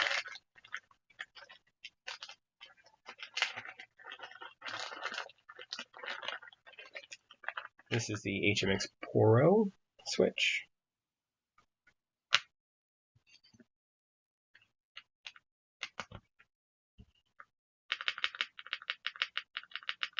It's also not better.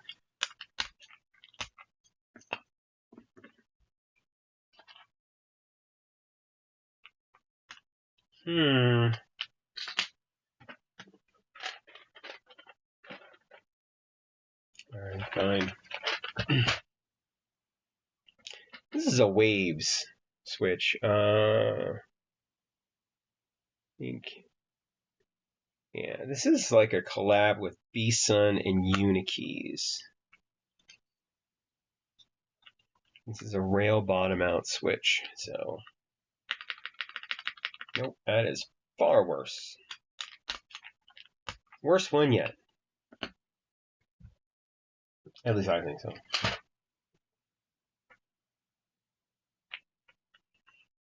And I'm willing to entertain anybody who wants to give suggestions.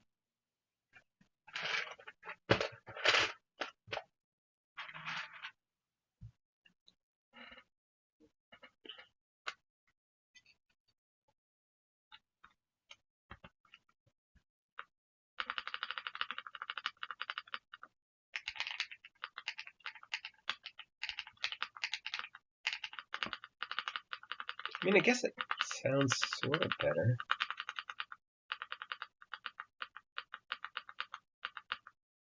I'm not going to put you on Be Right Back yet. I'm just going to grab something.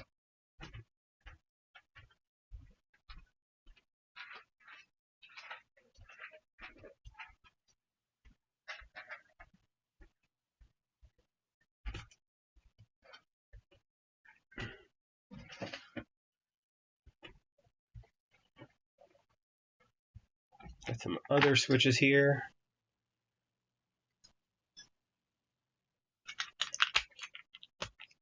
Let's go with a tactile for the spacebar. What do you think? This is the HMX Cilantro. It's a collab with Acco. So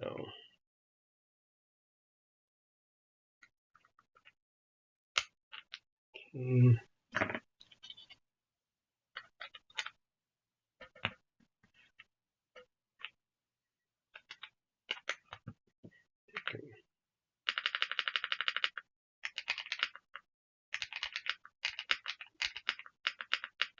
I mean, that's better.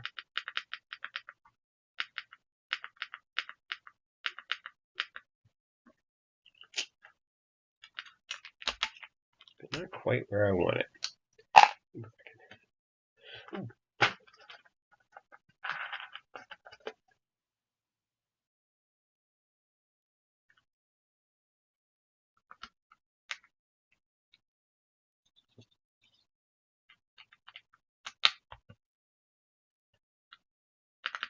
Nope.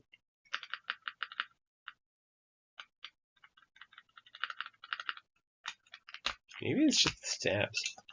Maybe I just need to lube some stabs. Let's just try that. Let's Occam's razor this bitch. That's right, you heard me. Occam's razor this bitch.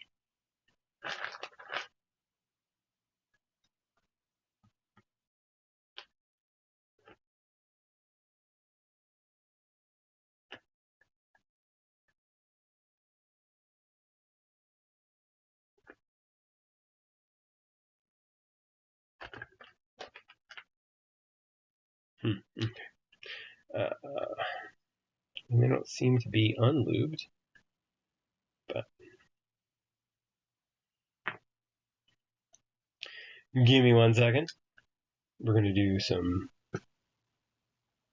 lube surgery, lurgery.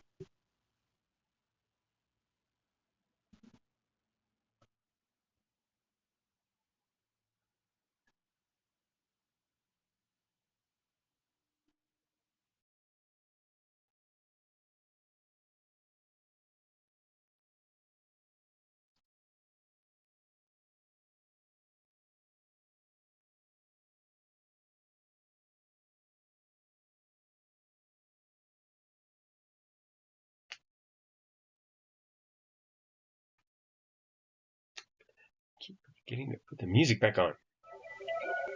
There we go. Now we're cooking with Koopa.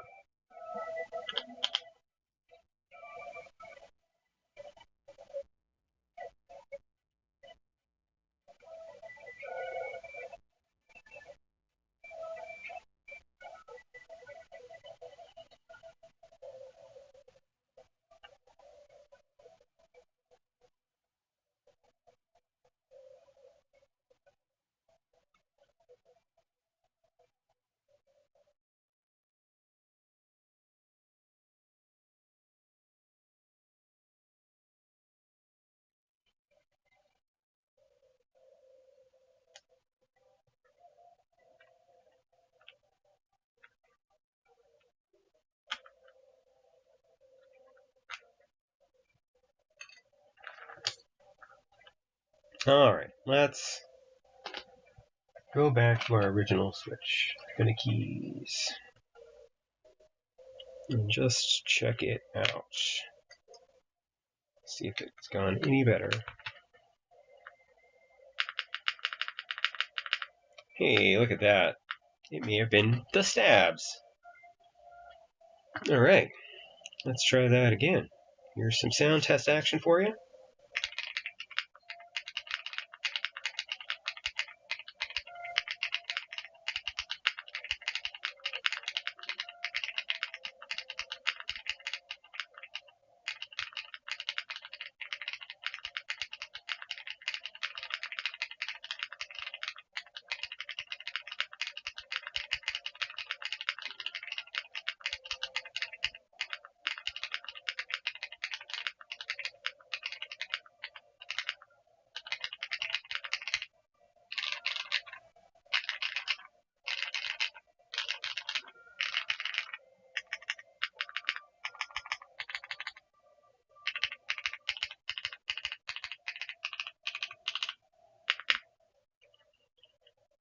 Now for our comparison. This is the Y3 switches with all foams and a PC plate.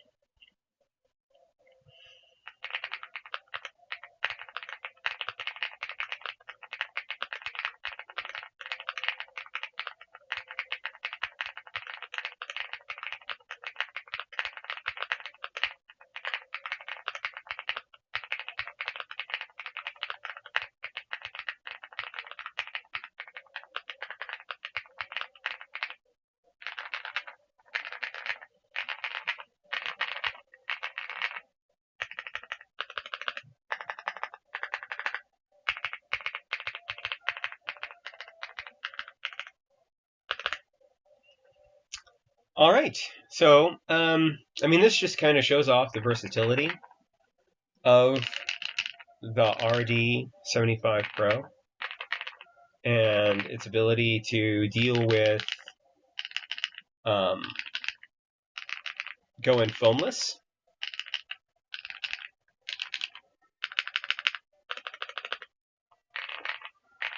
or foamed.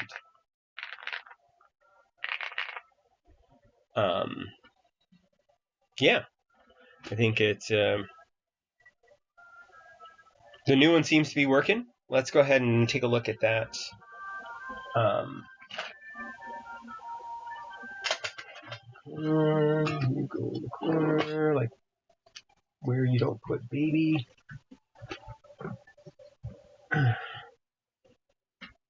Alright, so let's go ahead and take a look at this keyboard inside of Via.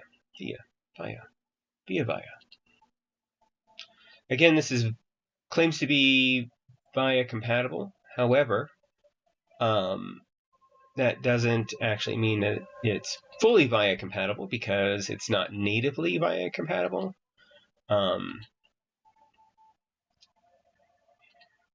Okay.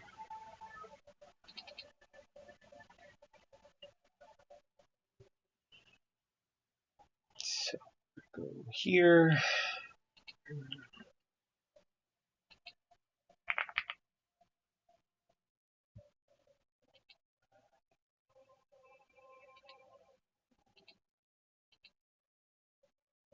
I'm checking it first to see if it comes up because no, it didn't.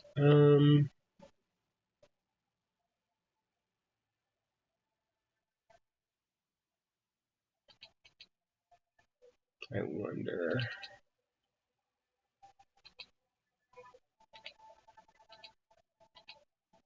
No. Okay. So funny story: the Inky 75 and the Rainy 75, the Inky 75 and the Rainy 75, will use each other's JSON files because they're the same OEM board. So I was just checking to see whether or not the RD75 was in that same vein. It is not. Drop that down. Choose RD. Reselect. Connect. All right. So this is the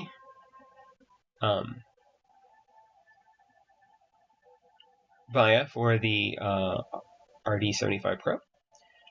First thing we're going to do is we're going to jump over here and we're going to go to split encoder, and that's going to give us our knob. Oh, no, actually, that's not this keyboard. That's the other keyboard.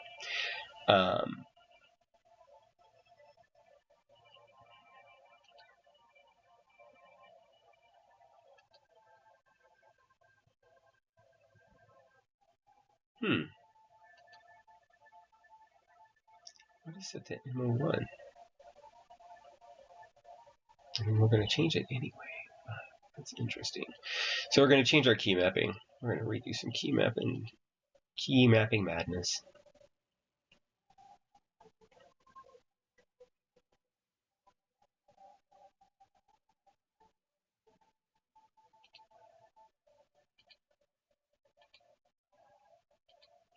Actually, that's basic, and right alt, and then layers, one,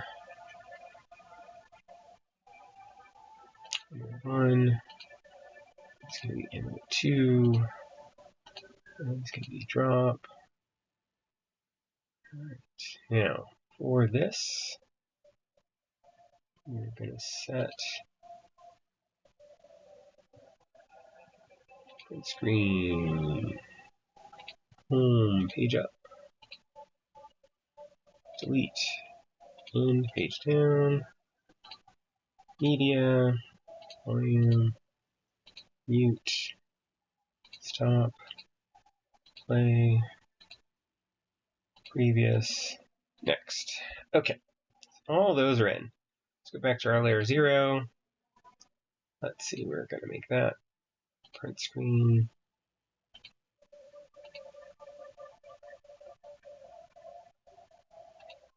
Page up, page down, and end. Okay. In case we want to use them as hotkeys, I use these more than anything. And so then we'll go to lighting. We're going to go to a gradient up down. Switch over to blue.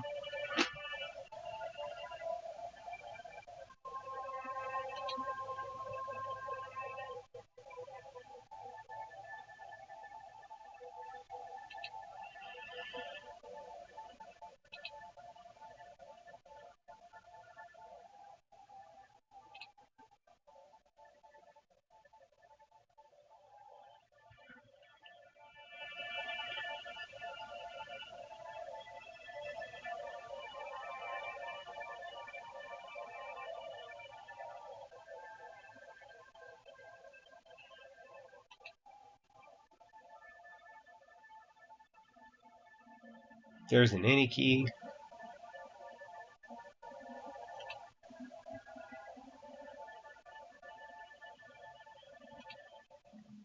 Here we go. Custom H.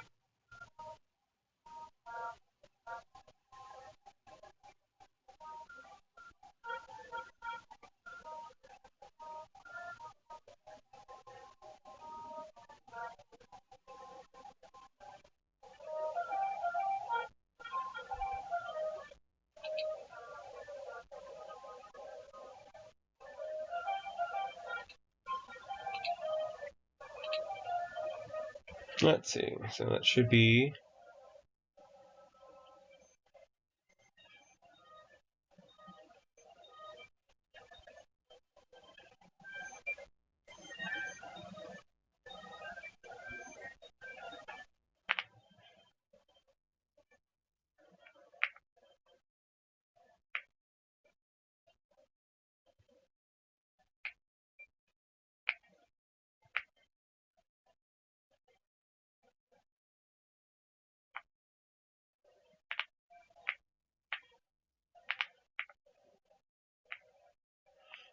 interesting. Okay.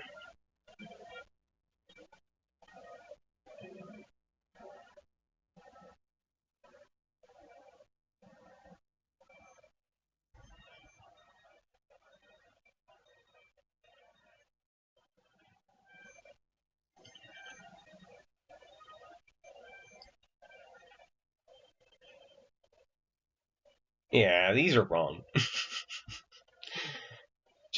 They're just wrong. Let's see. What do we got then?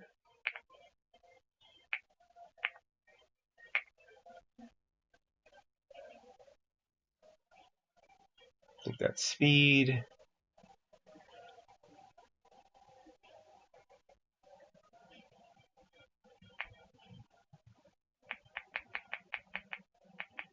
That's our saturation.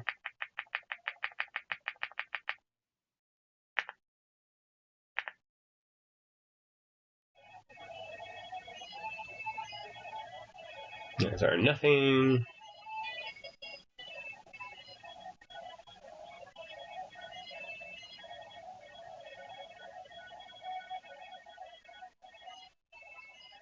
Maybe it is.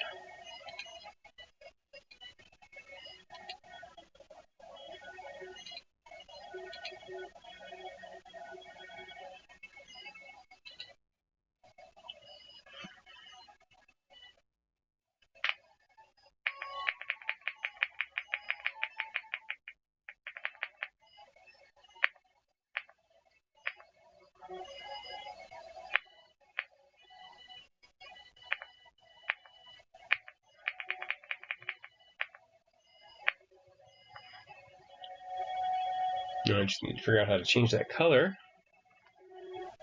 This is fun.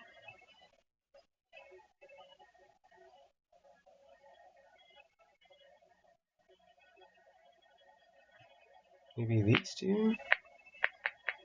No, that's still saturation. Okay. That's speed.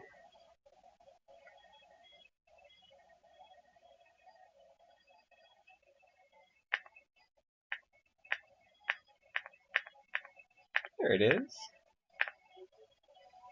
Look at that. Alright, let's see if that stays. We'll see what happens. That was fun. Hope we all learned something. And we now have a gradient.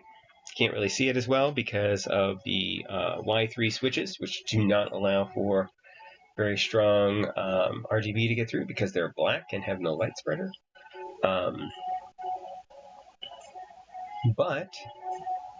Yeah, that's the keyboard. Here you go.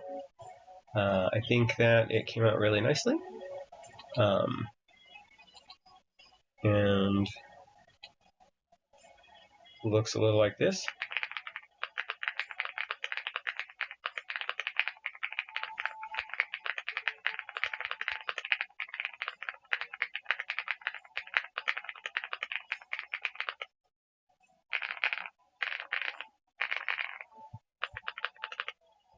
Alternatively, there is this, which we can program right now.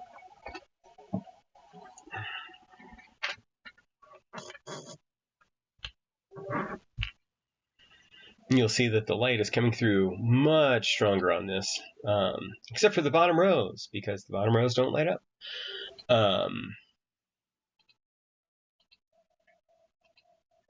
So, let's go back to that. And, okay, it already appears to have the rotary encoder installed, and that's working. So we should be able to mute, or not.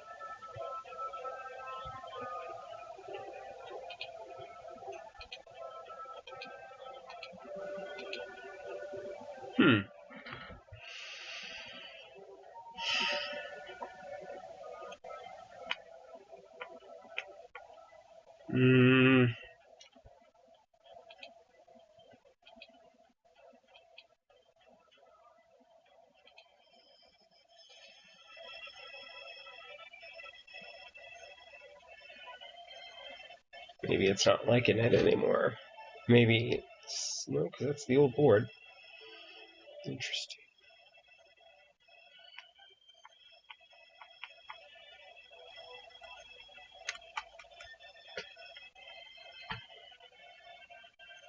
Tap on it.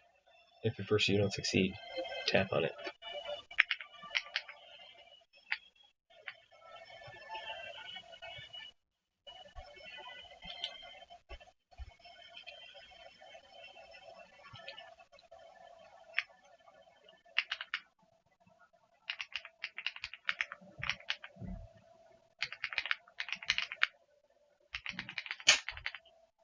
Bless you.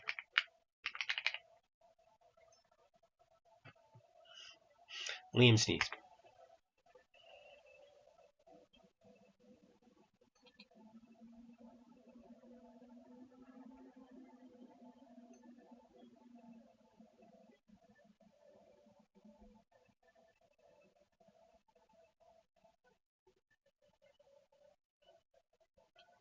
Nope.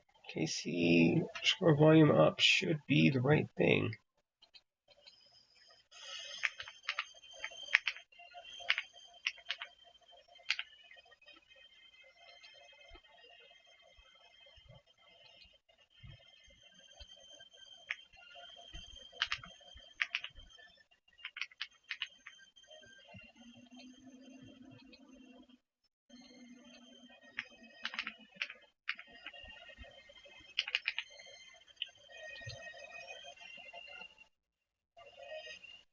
Yet here we are.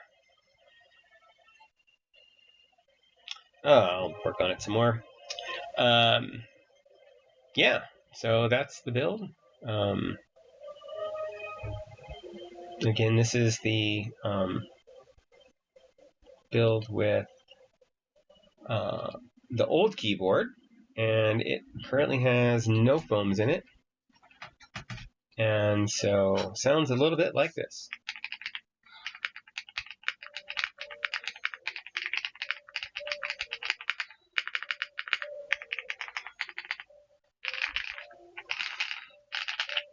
All right. Yeah, I hope y'all enjoyed the stream, and join us next time. And let me see if there's anybody we can raid. I'll let you join that if there's anybody.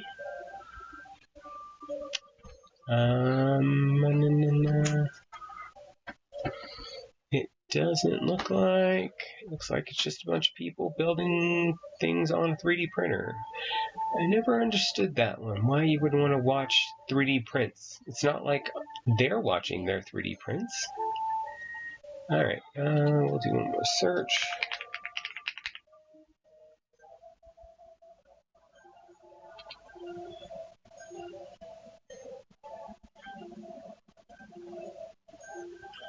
It doesn't look like they are. Nope. Okay, so I'm just going to go ahead and end the stream here. I hope you all enjoyed it. And if you did enjoy it, please like, follow, and subscribe. Once I reach 10 subscribers, I will be giving away the Linky87 keyboard to someone on the stream following when I get 10 subs. All right, and I hope you have a great rest of your Sunday. Thank you for joining me, and have a great day. Bye.